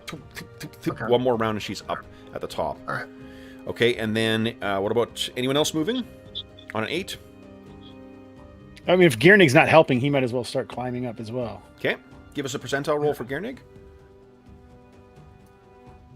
Yep, no problem. So it'll be 2 more rounds of climbing for him. Is Joliku doing anything? Is she climbing up as well, or what? Yeah, I think so. So do I need to make a roll for her to get up, or are we just... percentile roll, please. Yeah. Just like everyone else. I'm going to roll for something else here. Okay. Oh, no, she's wearing leather, so she's okay. I don't think Grim made a percentage roll for his climbing. Oh, is Grim trying to do that as well? I don't think there's room. He's climbing. There's... all right. I guess he's waiting. If he's going behind Store, then that's fine. Yeah. Okay, go ahead and give us a percentile roll. Fuck.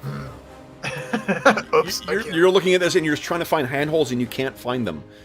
So, like, if you move down you just need to change circumstances, so you can move down a little bit and then you can try again. Yeah. Okay. Then it is. I think we're done with all the moves. So, Lex, you're on a 14. What are you doing, Lex? Lex is going to shoot at the White Witch. Nice. Okay. Oh, solid hit. Holy shit. My leaky guide, my arrow. Oh, little shot. Does that interrupt her spell casting? She was not. Well, what happens is it hits and it kind of splinters on like an icy shell that's around her. Then it is Bocho. What's Bocho doing on a 15? He's pulling out his battle axe and short sword, and he's going to hold an attack if something comes in close. Okay. All right. Then we are on to the enemies. So first, the ones that have come out.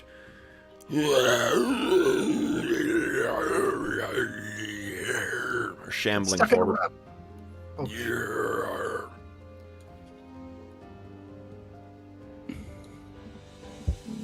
Okay. Yeah.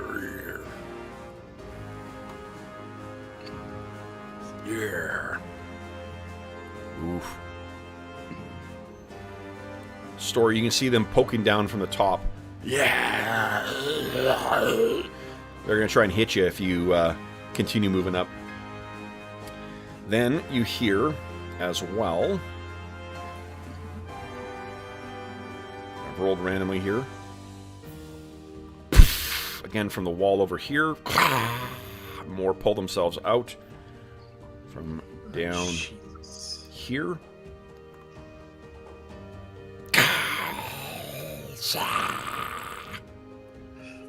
That's those two. Down here. And then right over, oh boy, Lex. over here. Then, the White Witch, seemingly pleased that the spell, like whatever she had done before, has protected her from your arrow. She begins striding forward. And then with a sweep of that big bastard sword, there are two whitish darts that come flying towards you. What is your AC, Lex? Well, one of those is going to hit, one is going to miss. I hit the extremes of both edges. 0. All right, so you take 4 points of damage, and you lose 1 point of dexterity.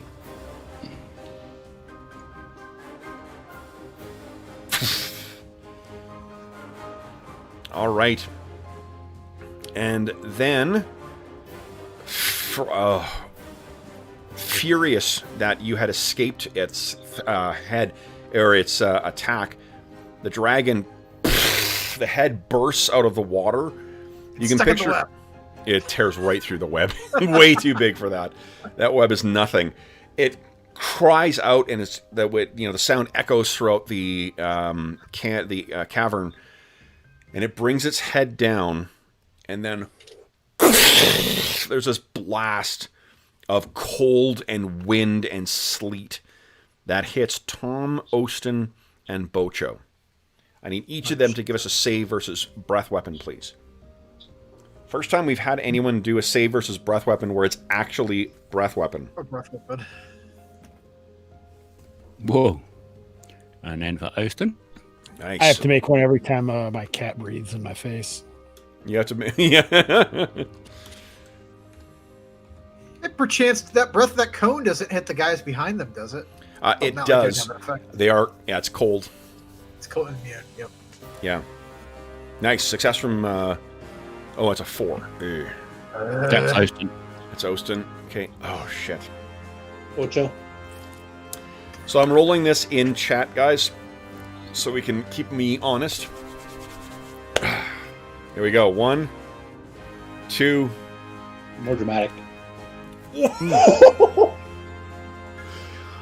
So, those who made their saves, you take 12 points of cold damage. Those who do not, 25 points of damage. And the gale ends. Wow. Ouch. I'm assuming that the armor doesn't. Oh, someone's done Bocho. Yeah. Armor does not protect against cold, no. Okay. That is... Lex, you have your second volley.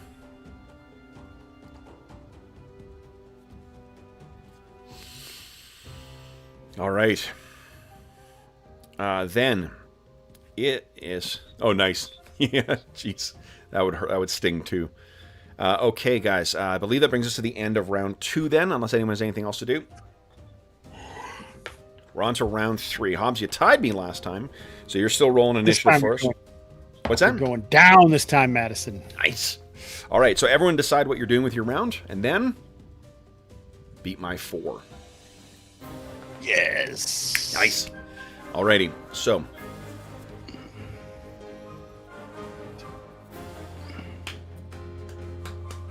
I'll roll for the next batch of Shamblers. Potion is 4? Potion is 3 on yourself, 4 on others, I believe. Okay. Oh no, maybe you're right. It was 5 on a body. You're right, yeah, that's right, that's right. It's 5 on others, 4 on yourself. Yeah. What's Jellicoe's speed? Jellicoe's speed is 8. 8 squares, for if all she's doing is attacking. Yeah. Alrighty. Sorry for the misspelling. No, that's okay. That is quite alright. Alright, can you... Grim, you can see the... Oh, yeah, that damn pillar's in the way. No. I was responding to Lex. Lex was saying. Oh, okay, yeah. Love it. Alright, so the first up we have Store and Grim and Gernig and Galia. What are you guys doing? Store is going to try and battle his way to his feet on the top here if he can. Sure. What do you want to... How are you thinking you're going to do that? What I was thinking of is once he reaches the top, he's just going to lunge up and then try and roll through their legs maybe to get on the other side. Yeah, He doesn't have any me- weapons out. Yep. He's just climbing. Yeah, no, it's a bull rush. Give me make an attack roll with something that something you don't have proficiency with, or rather that you don't have specialization with. Or you can just give us what you, because you're level 6 right now, right? 6. Or 6. Okay, so your Thaco is a 15. You could just give us a D20 roll if you'd like instead. Whatever's easier. Oh god! Oh. I'll use an astonishing fortune. Yes. Yeah, you don't want to fall. There you go. Oh, excellent. All right, so which of those 3 that are before you do you shove back? I'm going to try and go through to make a hole for Angelea too, Okay. Oh, for Agalia. Okay, so over here. and myself. Can I get through both ways? Can I get through if I go this one? You guys won't have space to, like, you're not gonna be able to clear a space for her and also go up into that space. I think she Oh, was I'll going to just- plan to do the same thing. So Yeah. I'll just push through the one I'm in front of. Then You got it. So you are up now. Ah! All right. Who else is on a 1 or a 2? Agalia is? I'll go Galia. Galia's going to do the same thing as Yep. Store. Give us a D20 roll. Nice. Yeah. Yeah. So the two they maybe spare a look at each other and then like and jump up and Yeah. shove these things back. Love it. Then who else is on a 2? Grim. Grim was. He's going to keep looking for handholds to see if he Sure. can climb. So I'm just gonna move you over here. Oh God, 74.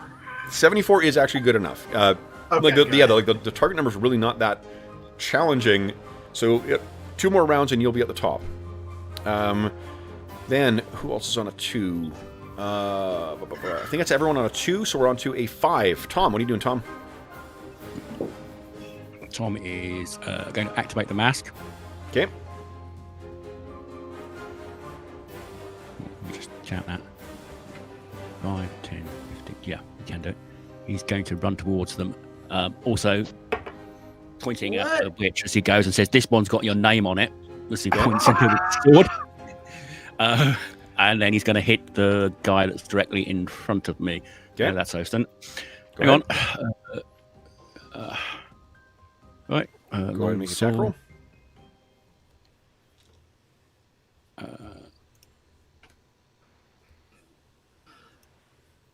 Yeah. Just barely. Go ahead and roll damage. Medium-sized creature. Hang on.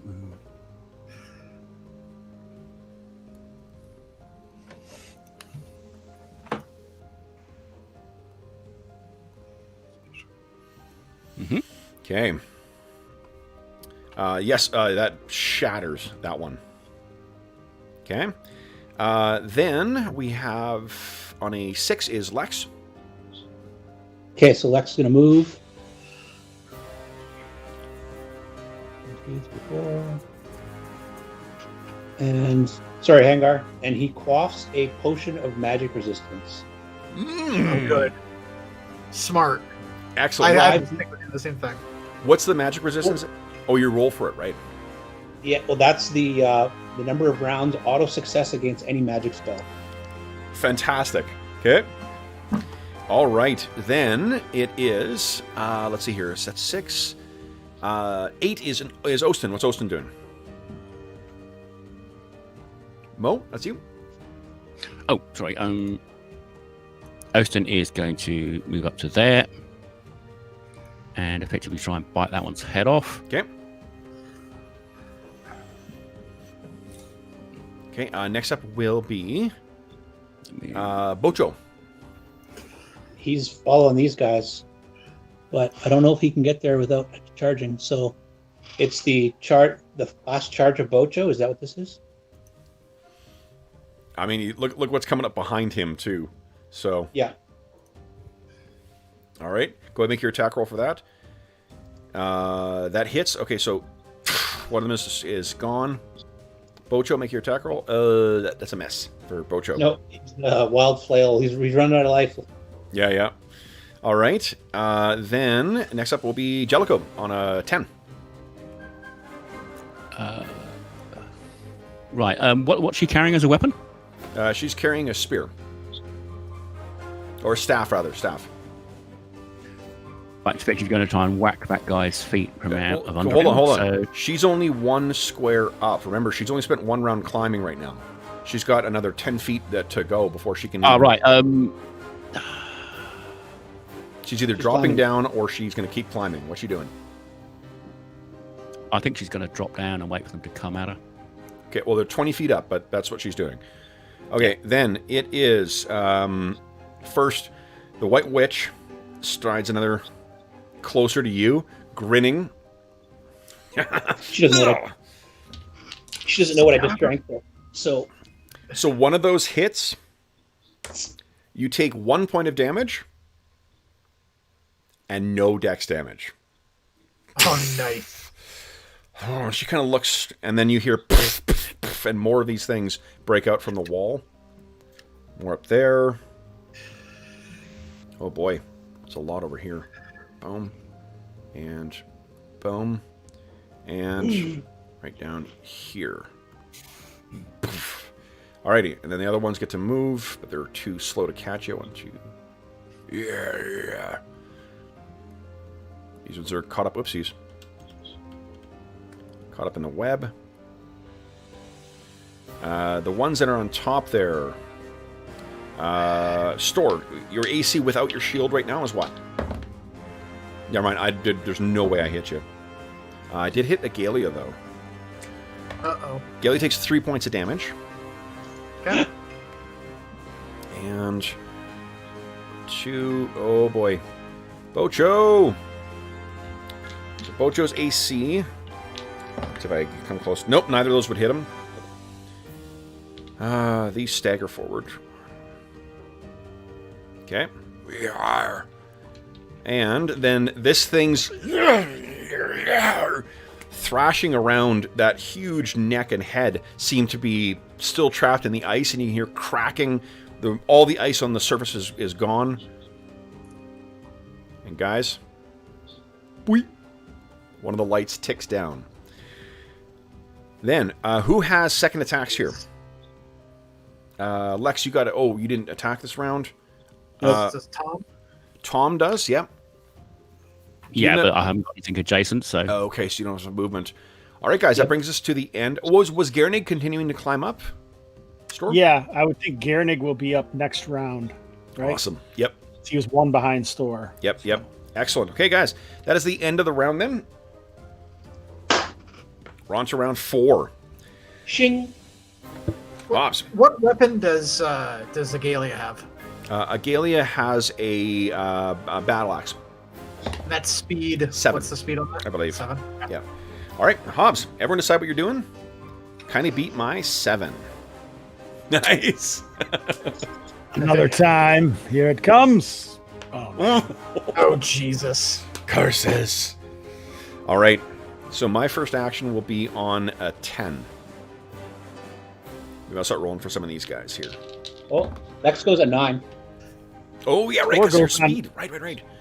Store goes on 8. What's the speed of a staff? Is a 5, I think. Yes. You Or guys, staff? except for Brandon, everyone's got a PHB, so you could be looking up this stuff between rounds. Just FYI. Mm-hmm. That would spend Staff it's is a 4. big Quarterstaff is fight. 4. Quarterstaff is 4. Quarterstaff is 4. There you go. Okay. So first up is Store on an 8. What are you doing, Store? Store whips out the Delver's staff and goes to work. Okay. Go ahead and make your attack roll. Oh, yeah, right. It's huge. Plus, what, 2, 3? Plus To hit. 3. Nice.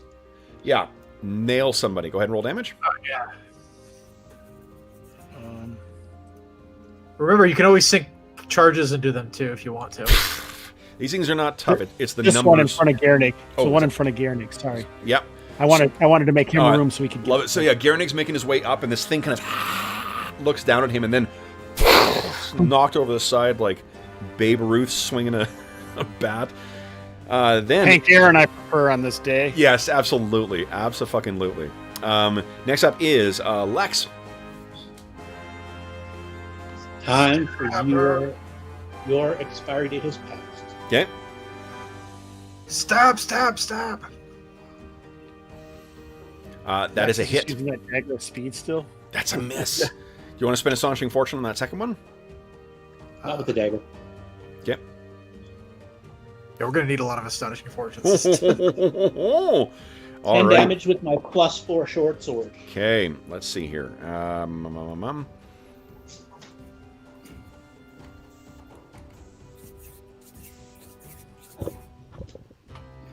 Pretty. Oh, yeah, right. You got that badass dancing sword now. Who the hell would give that to you? Cheapers. I guess a dice roll. That's the answer. Alrighty. Okay. Oh, that seems to break through her defenses. Then it is on a 10 is Grim, Giernig, and I think that's it. Grim's climbing. I think Okay. he said. So one more round, he'll One be more on the round. top. Yep. Giernig, poof, pops up to the top. Then it is. Let's see here. Oh, you're putting chainmail on, Dave? That's fucking great. Yes. That's amazing. Indeed it. All right. Then it is her turn. So she turns this. Having seen her attack foiled, she swings that Charlton sword at you. Fucking 19 and a 15. What's your EC right now? 0. 0. So yeah, she gets. All right. You take. Let's see. The first one, oiled. 14 points of damage from the first hit. Full DR will apply. And that is 10 from the second. Full DR applies. And she then... I gotta roll for the spawning. Actually, I'll move them first. So I got, let's see here. So one on Agalia, it's a miss. One on Store, it's a miss. One on Giernig, it's also a miss. More of them shamble forward. 1, 2, yeah. Okay. These, grab Hangar by accident. Fuck off, Hangar. Quit jumping into our thing. No, he's not. Oh. So I had a pillar there, that's why. You left Hangar to die. Are we on an even round or odd round? This is a 4, even round. So is that the extra attack round? It is, absolutely. Good. Okay, oops. Okay. Bocho and everybody else is getting.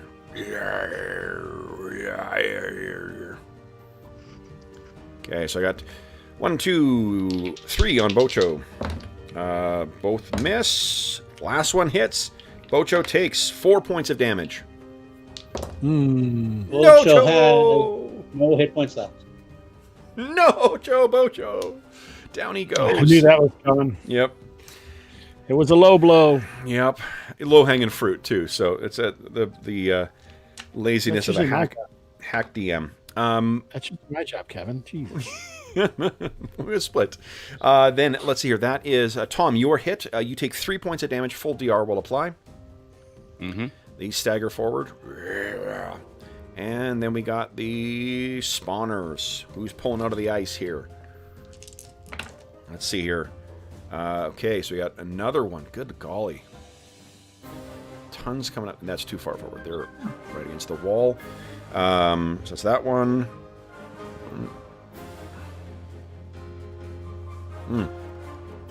Actually, 2 batches that break out over here. And then another one over here. Jesus. All right. Then, guys, so I'm on a 15 with the dragon. So next up will be Jellicoe. Or no, Tom. Tom's on a 13.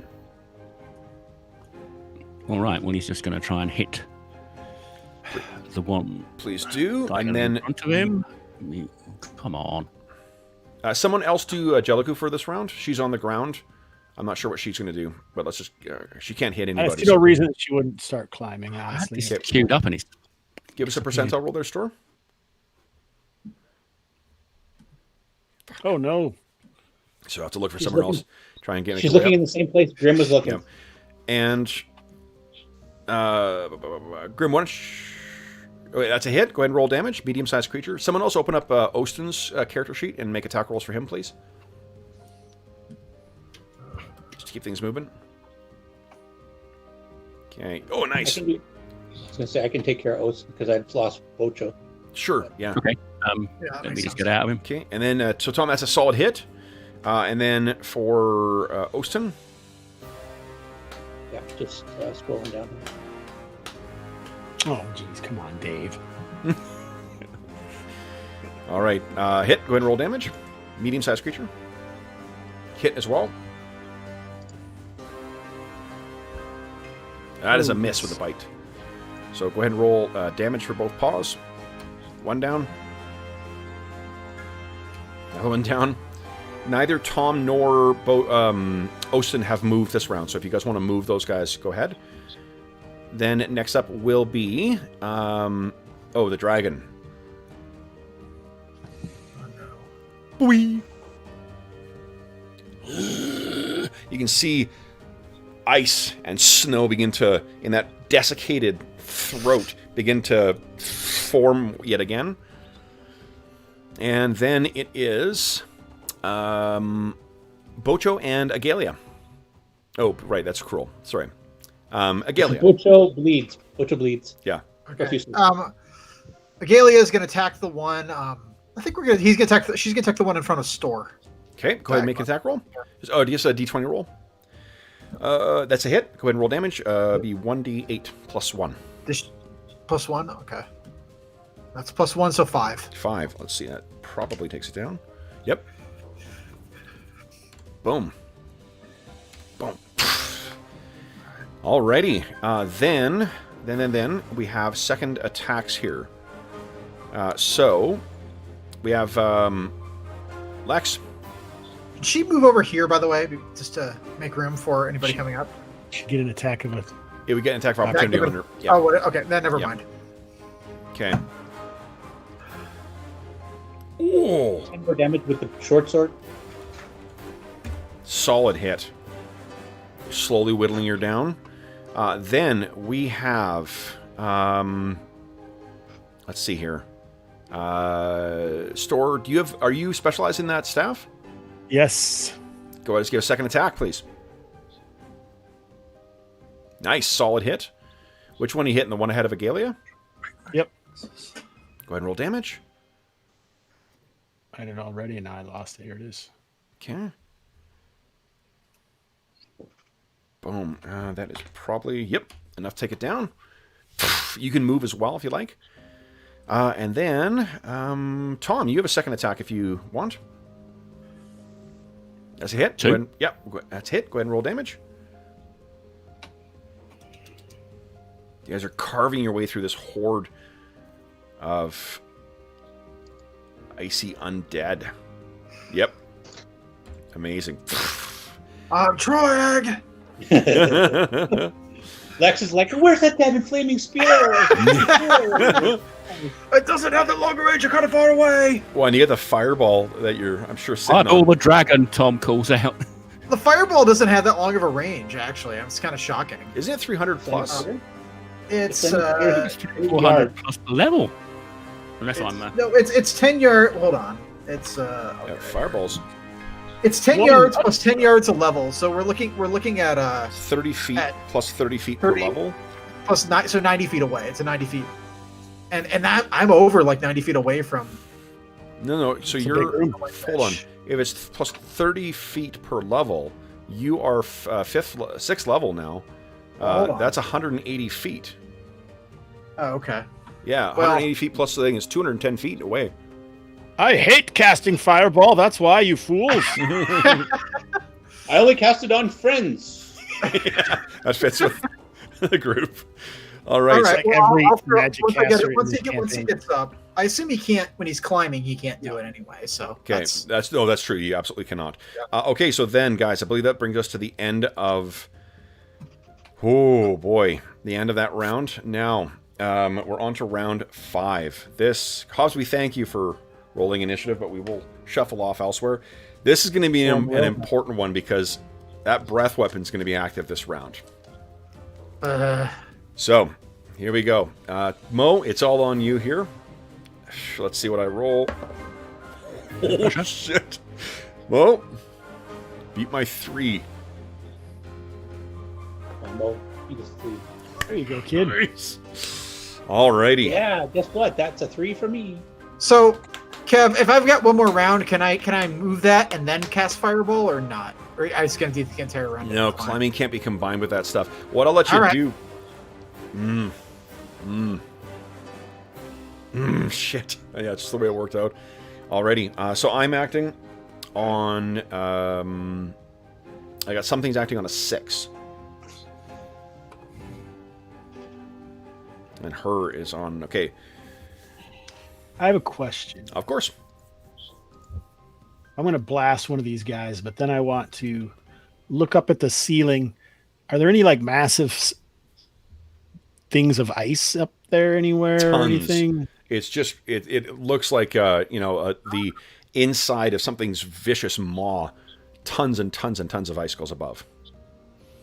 All right, and that is 100 feet up from where I'm at, correct? Yeah, that's right. Yep.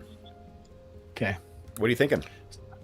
I'm going to use my ring of the ram to smash into the ceiling to drop icicles down on the dragon, I think. Love it. Yes. Yeah. Love it. Hey, that storage channeling his inner ice method. Yeah. I've seen this before somewhere. All right, hold on. Let's see here. I learned this in some ancient Netherese. It won't be this round, though. I'm going to hit this thing. I think I'm going to go first anyway on a 2, right? Let me quickly get the... You might want it to be this round, but we're going to get ice breath this round. Well, I didn't add it to my... I wouldn't go on a 2 if I did that.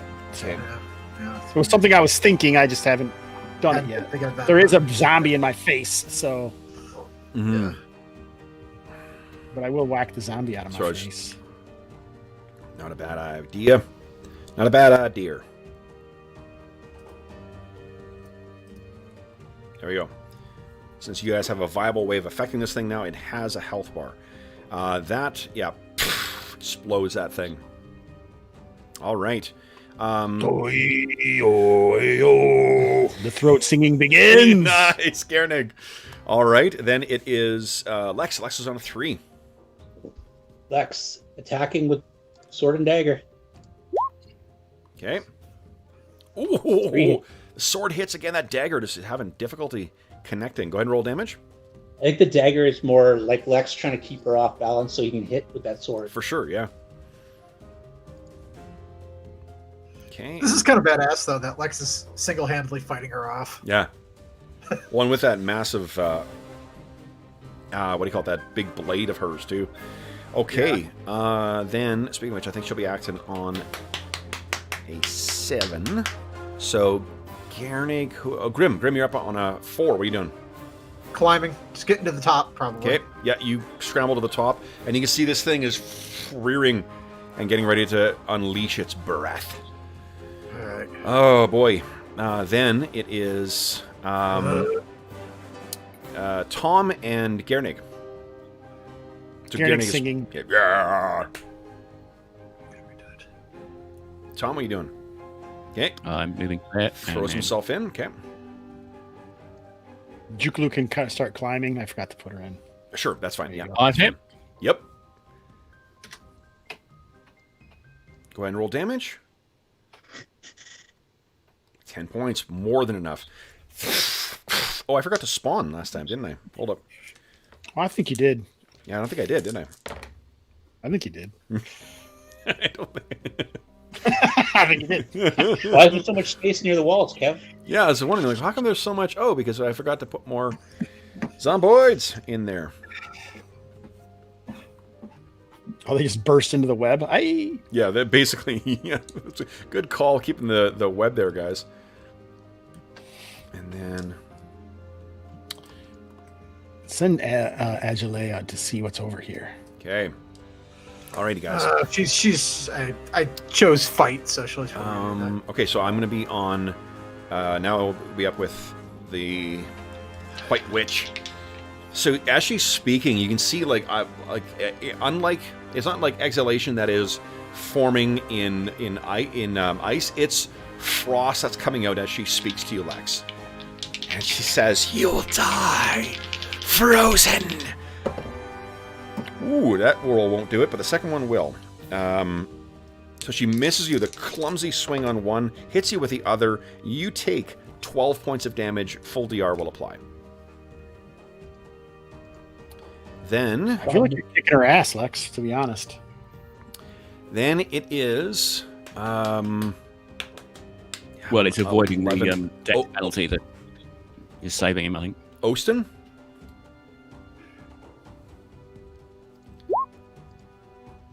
Okay.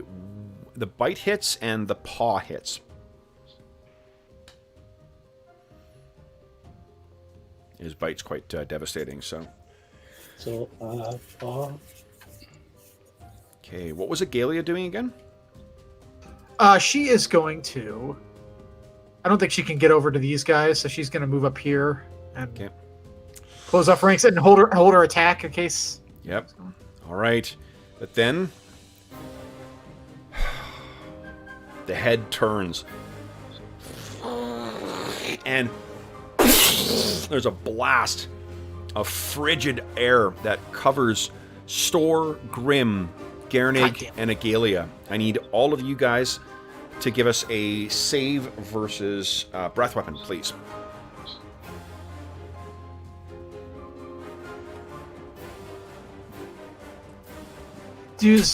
I take it my Nice, Store. Nice. Okay, Nat that's 20 Grim. for Grim. Awesome. Okay.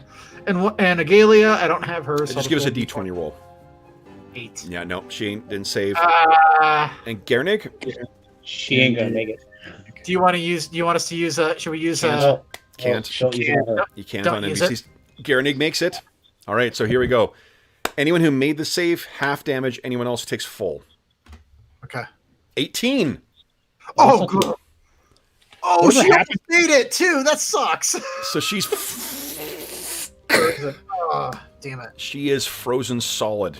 All right, new rule: Brandon can't play any NPCs. I think that's fair. Gernig only takes 9. Grim takes 9. Store takes 9. DR does not help you for this. Okay. Then the Shamblers. And that doesn't go to my armor because it wasn't an attack against my armor class, right? Correct. Yeah. Okay. Yeah, it's just an environmental thing. Okay. All right, so these things are moving in. You have a whole horde. Grim, they're almost on me.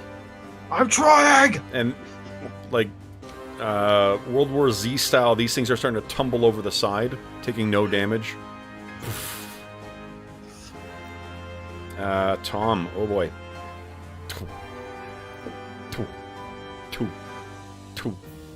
I was about to ask what did all the damage to Tom, but I forgot he got in a dragon fight. Yeah, the dragon.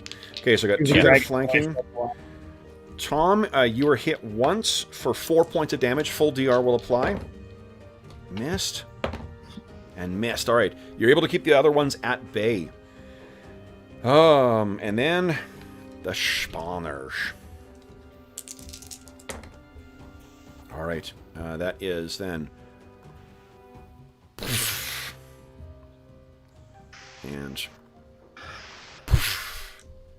And... Oh, this is ridiculous. And... Remember last time we fought her, we couldn't fight through the creatures. We had to kill her. Yeah. All right. Then this is end of round 5. Tom, you have your second attack because you're 7th level fighter. And Okay. my dagger. Oh, and your dagger. Yeah. Okay. Go ahead. Hit. You actually hit with a dagger. Tom, solid hit too.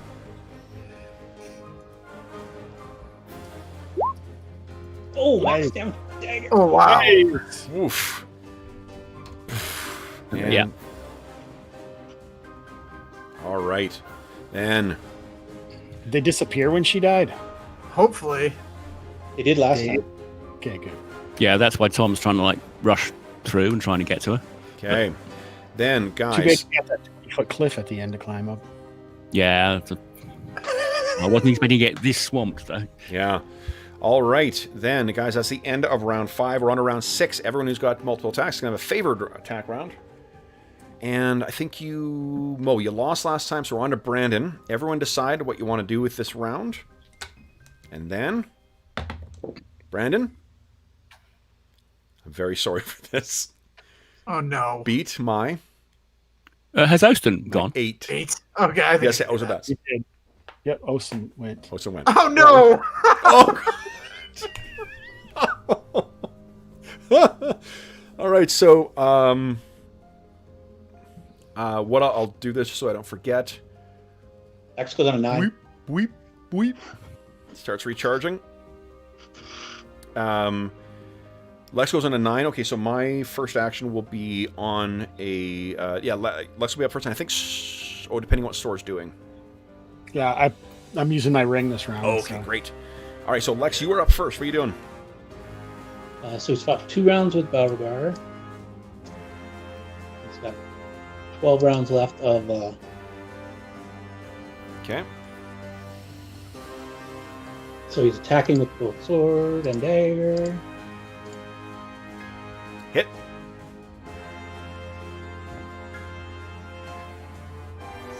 Nice. A crit? What does a nat 20 do, Kev? Is there some sort of special thing going on? There is. Give us another 20 roll, D20 roll. I'll do my damage for the sword. Sure. You guys may have something beneficial happen here. Let's see here. Ooh, 9 damage with the sword. Nice. And then with the dagger. And then the dagger strikes.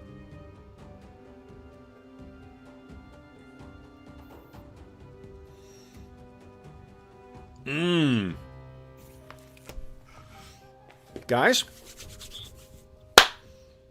one of our 2 dead Goliath allies, we see their eyes flutter, and infused with the strength of their people, knowing what the White Witch they face is going to get up, and I'll let him heal 1d6 hit points.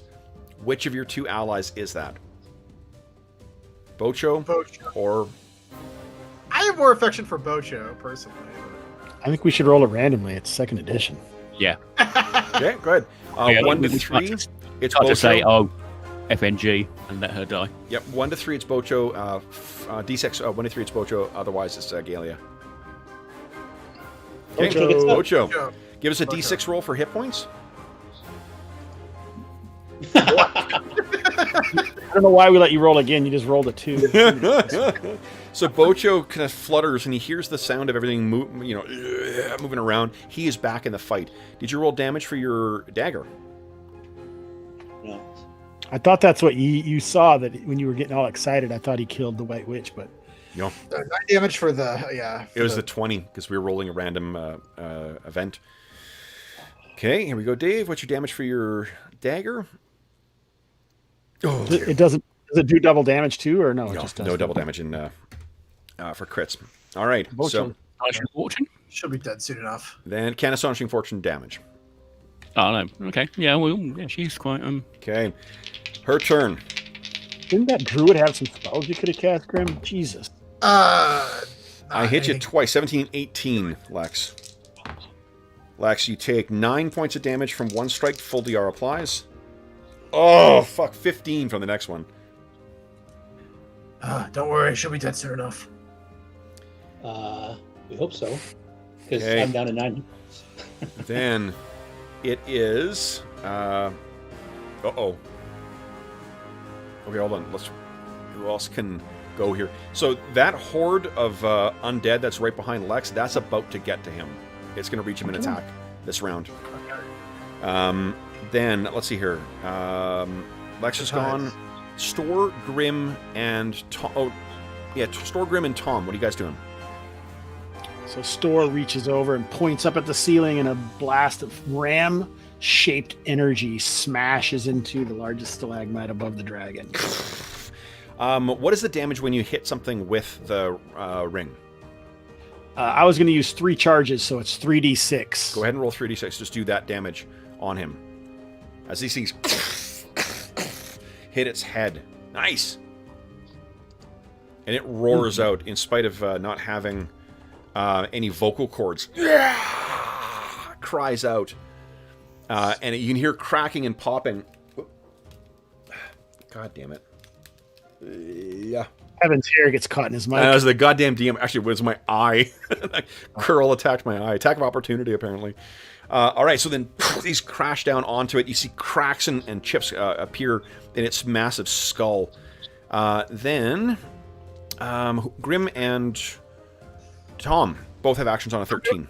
I'm gonna fireball it. So do you want to go first, Tom? He did. Yeah, I'm going to hit the guy. Does a 5 hit them? A 5 does hit. Yeah, go ahead and roll damage. You can fireball Lex? Is that what you said? No, Yeah, I'm gonna do it. fireball. No, it's not gonna hit you. Don't worry. Flaming 10 spear damage. or fireball? There's a big difference. Okay, yep, that's more than enough. No one's down. And then, all right, Grim, what are you doing? Why wouldn't you just fireball Lex? I'm fireballing. There, I did the math on this. I can hit the ice switch and then the 4 dudes behind her, with a fireball. Okay. Get over there. Okay, so I'm gonna. Sounds like so I guess makes, and it's the math on. it's 66. Yep. So you might want to make this. You can do the saves for them, I guess. See if. Okay, yeah, I made the save. Roll your damage first. I'll see whether I need to. Okay. That's true. Yeah, exactly. If you already rolled more than double there. Okay.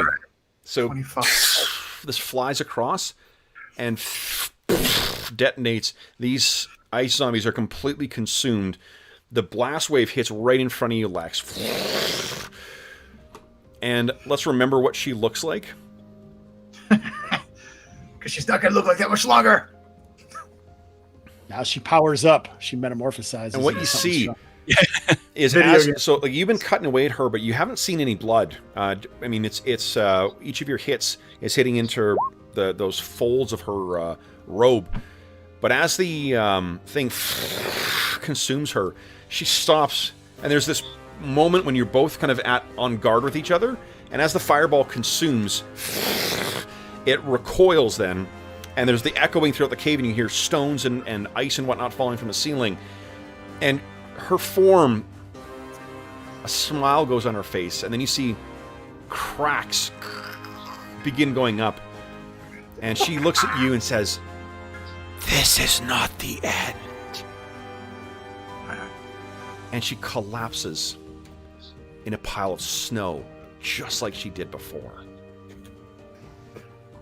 This is her avatar. This isn't her. And at that, every one of the ice zombies drops to the ground. Oops, I got rid of the light. What about all the lights? Yeah. God Everything goes damn down. it. Fucking thing. Okay, one of the ice zombies is not going to move because I'm going to accidentally erase the pillar if I do. There we go. Boom, boom, boom, boom, boom. All of these things. And likewise, icing death's massive form your things hit the top, and then the fireball goes off, and the whole skeleton just collapses, breaks the ice beneath it. And you guys are in, apart from the echoes of the fireball, you guys find yourself once more in silence. All right. So, guys,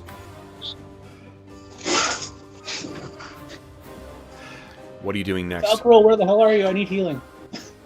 The dirge quickly changes in toner and toner. I don't know how to say it. Umbra.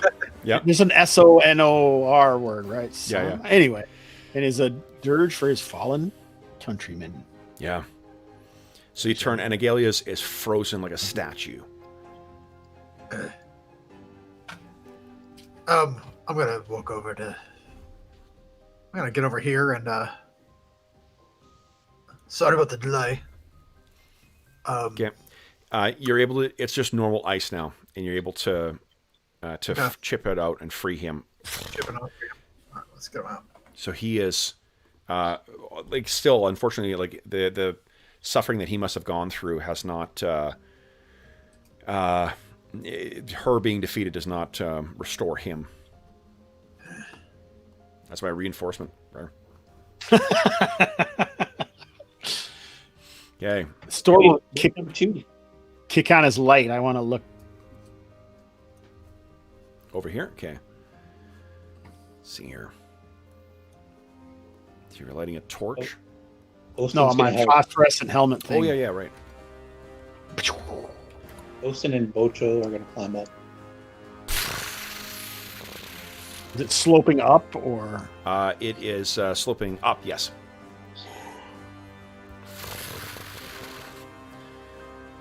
All right.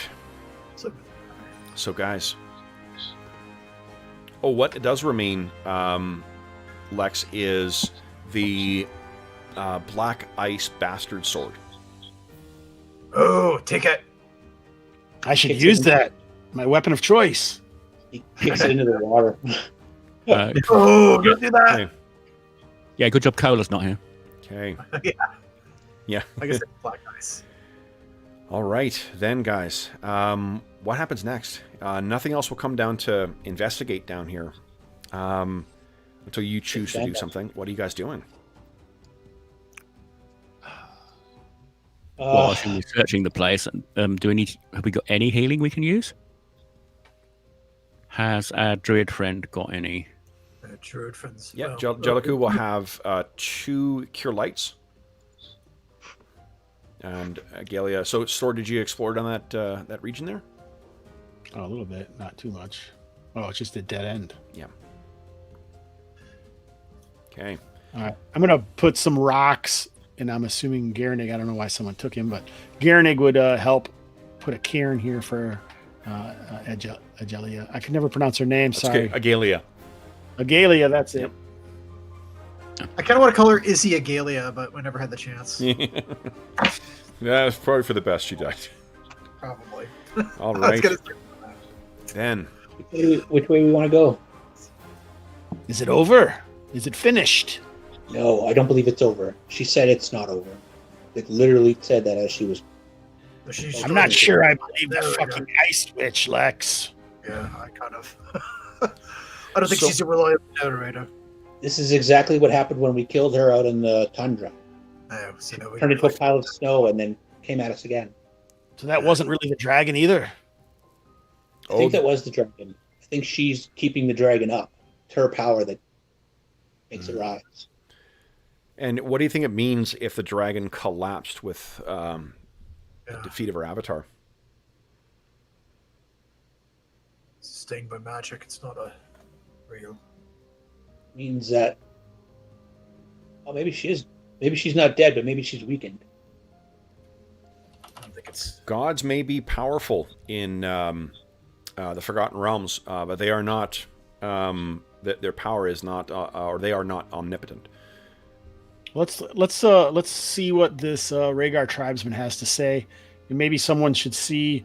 I mean, all dragons usually have treasures. That's true. Even dead ones. Indeed, when you heard the legend of Wolfgar, you heard about him plundering Icing Death's lair 100 years ago. Maybe he forgot something. I don't know. Oh, if he comes back, he'll have started collecting a new hoard, won't he? There is Yeah. nothing in. There's nothing on the surface of the water. Perhaps you could search below there.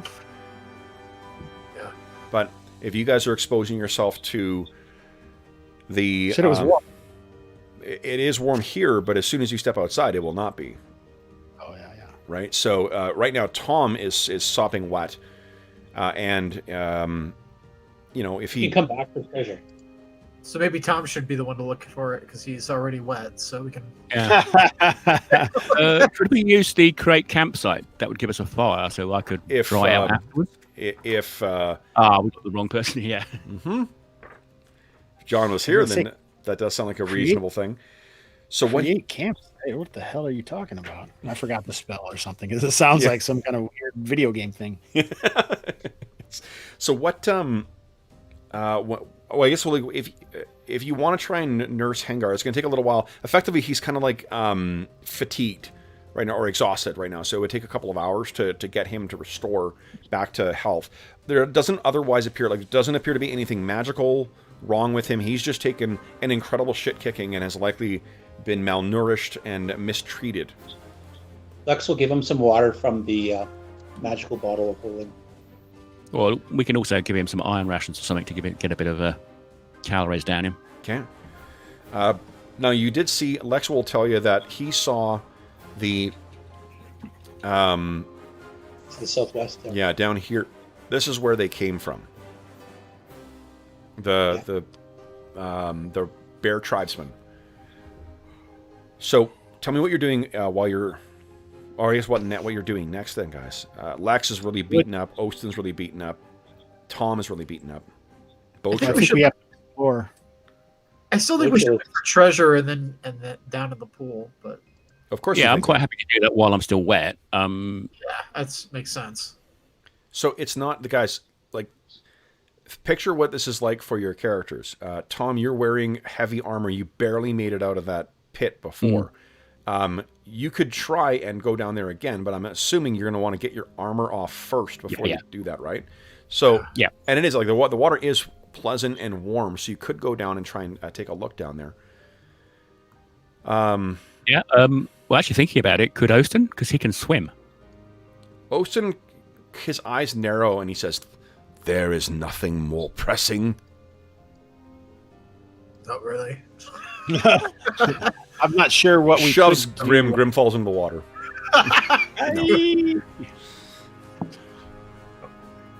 Do we have Well, I any mean, are we healing- going to have to rest here, or are we going to move forward? I guess is the Yeah, and that's question. what Do we have any that's healing what, potions and then push on? I want to look for treasure. Shut Well, up. Jellicoe's got some healing. Okay, well, I'll push. I push Grim back into the water.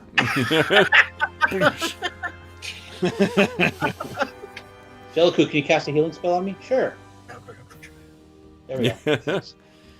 Okay, so Move this boat along. And one for myself, please. I'll lead the way. Fall in line. Okay, that's for 3 points on Tom. 5 on Lex. Do we have any potions? I've got half of a healing potion. Okay. I have one, but I was saving that for emergencies. So we're not going to investigate down here now. I guess not. It doesn't make a lot of sense in some ways. There's probably not much here besides the sacrifices and the zombies. Resting- like there may very well be something still down there. It's just for Ocean, like there's 1,000 bear tribesmen on the other edge of this, on the other side of that. And from what has been said before, if Hengar's here, that means there's potentially other members of the elk tribe that are there as well. Well, that and if she's wounded enough that her dragon can't be up, then maybe we can end this. Because I'm sure she's going to be weaker the third time around. Well, what did we do with the hunger? It died. We ran to its lair while it was, and then put it out of its misery, right?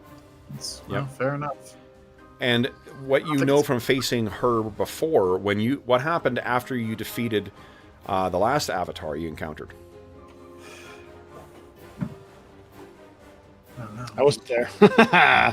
Well, we think there's another one forming, but it might take decades and decades and decades to come back. Well, hold on, that's just pure speculation. You're just making up stuff right now. What I'm asking is, what happened for what you experienced? Well, we had another spirit Nothing. of hunger. Nothing, right? Nothing. You defeated the avatar and nothing else happened. She wasn't able to just reform where you faced her. She hasn't been able to find you until outside of the Caves of Hunger, right? So let's push on.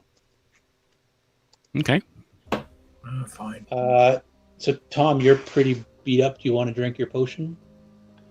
The half Have potion. you got any left in the party for, pulling people back from zero? It's end game, folks. We either do it Okay, or we don't. So it's 2d4 plus... Is it endgame? I don't mean, know. I don't get that impression. Lex thinks this is end game. You know that what's her name? The White Witch. She at least at one point was a creature of flesh and blood. We need to find her. And do something about She's the at the Black Spire, where all the dreams have been sending us. Yeah. about the- Let's go. Okay. And guys, I would say give me one more thing to say. I would say we should call the Goliath and tell him that the dragon is dead. But I think we want to try and save these Elk Tribe guys while we're here, right? So maybe we will just do that instead. Okay. Falco's not here, so we can't call the Goliaths. Oh, okay. With our heroes marshaling their forces and getting ready to head out, guys, I think that's where we will call it a session so we can calculate the substantial XP that you'll be getting today. Yeah. So, let's see here. How many points of Astonishing Fortune do we have left? 3, I think. Yeah, we didn't use many. That's weird. Scrolling up, yep, 3. Yeah. So that is the first time we have used even a halfway dragon in a fight in AD&D second since we started playing this again. Did it live up to the expectations, guys? Hell yeah. I don't know. It felt kind of anticlimactic. There wasn't enough zombies on this. It was more like because it was more like a I don't know like it would have a timed event really. Mm-hmm. Every 3 rounds it was going to breathe ice at us. And then in one round it almost killed Tom. You know, nothing big. Yeah. Okay. Well, it's only Tom. Everything almost kills Tom. He just keeps on going like the ever-ready bunny. Yeah. He's the glass warrior. All right. So those of you who were, let's see here. But he always gets back up. Knock Tom down, Tom gets back up. That's how it works. Like a Weeble. Does anyone remember what Weebles are? Mm-hmm. No? They weeble and they wobble, but they don't fall down. Brandon looks like he doesn't believe it. I know. I have my suspicions. Okay, and all right, guys. So those of you who are warriors, you guys have defeated 29 hit dice worth of adversaries today. How much is that? It's undead. Of that, 22. So 29 and 22. Mm-hmm. If your ranger enemy is undead. Okay. Sorry, 3 points of Astonishing Fortune left. Okay. And then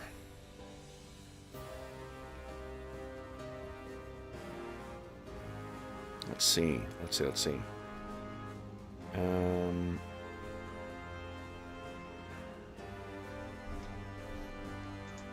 That. Okay. Let me try to double check here. One thing.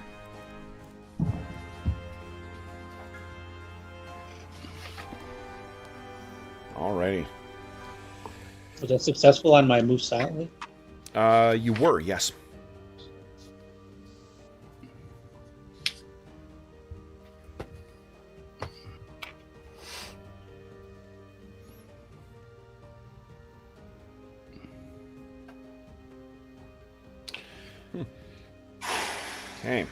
Okay. Math.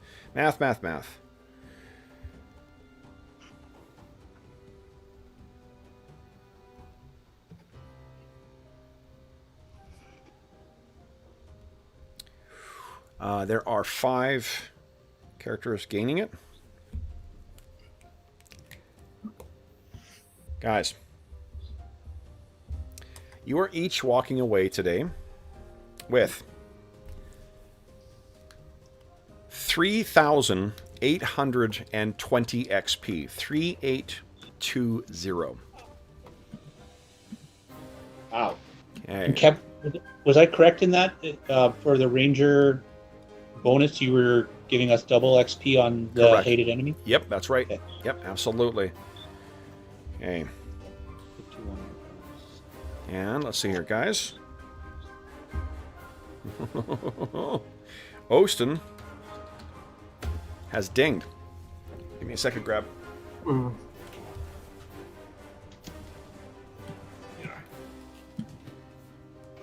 Wow. 7490 XP today. I grab Night Howler so I can get you guys to roll his hit points for next level. Alrighty. Where is he? Where is he? We're Bear. Would you guys kindly roll 2D... Okay, his AC is going down by 1. Nice. 2D8 for us, please. Whoever wants to take blame, or the blame. 6, okay? So 6 plus con modifier, no con modifier. Yeah, okay. He's getting additional 6 hit points? He is. So he is up to 43 now. Oop. Okay. Oh, hold on. Sorry, I'm adjusting his thing. Stop doing... Whatever you're doing, stop doing that. Well, I've been playing him, so I was in his sheet. I was adding... Sorry, no, I was in the same time, too. I was adjusting his... I was like, wow, he's got 4,300 hit points now. He also gains... he is now immune to normal weapons. And he can summon 1d2 normal bears, provided some are in the area. They arrive within 1d4 rounds, if in the immediate vicinity, otherwise 1d4 turns. So we can call spirit bears to his aid now. Okay. Then, anyone else ding? Or is everyone just making their way towards... Slowly creeping along. Slowly creeping along, If all we'd have right. got that, if we'd have got a decent set of treasure, and we got some from on down there, I might just be very, very close. All So right. I've got the 10th missing, but I'm on 1,100. 111,052. Okay. I Then, need 125. for those listening at home, thank you so much for joining us for session 59 of our Legacy of the Crystal Shard campaign. As is always the case. Alex, did you level up? I saw you did a celebratory. Nope. Okay. As is always the case, if you have any comments, questions, or concerns regarding the session, the campaign, or the game we're playing, I will answer preemptive thing. If you're curious what product we're using for Ostin's stats, we're using Andipui's Night Howlers. Something that was released for basic D&D. It still is close enough for purposes of our game. In addition, you can find... you can reach me at, if you have any questions you want to direct directly towards me on Twitter at Dungeon Musings, and on by email. My email address is dungeonmusings@gmail.com. You can also find a link in the description of the video to the at the Dungeon Musings Discord server. We have channels dedicated to all the campaigns we run on the channel, as well as all the games. We also have channels dedicated to finding a group, to... there's a 4th edition group that actually partly got together because of our the Find a Group channel recently too, so that's pretty cool. Also information about upcoming campaigns and a bunch of other great conversations, so you are more than welcome to join us over there, and a lot of fine folks having a lot of fine conversations. In addition, from now until April 1, 2021, you have a chance to, by making donations to the Heroes Save Villages campaign, the charity fundraising campaign that we run on the channel that benefits SOS Children's Villages International. You can find a link to it in the description of the video. Every $25 Canadian that you donate gives you one chance to win the grand prize of our first charity raffle this year, which is a copy of Beadle and Grimm's amazing Platinum edition of the Icewind Dale Rime of the Frost Maiden. It's this amazing $500 product that they donated for us to have as our grand prize. If you don't win that, which has it, I've done a video that has the full content of it. You can find that elsewhere on the channel.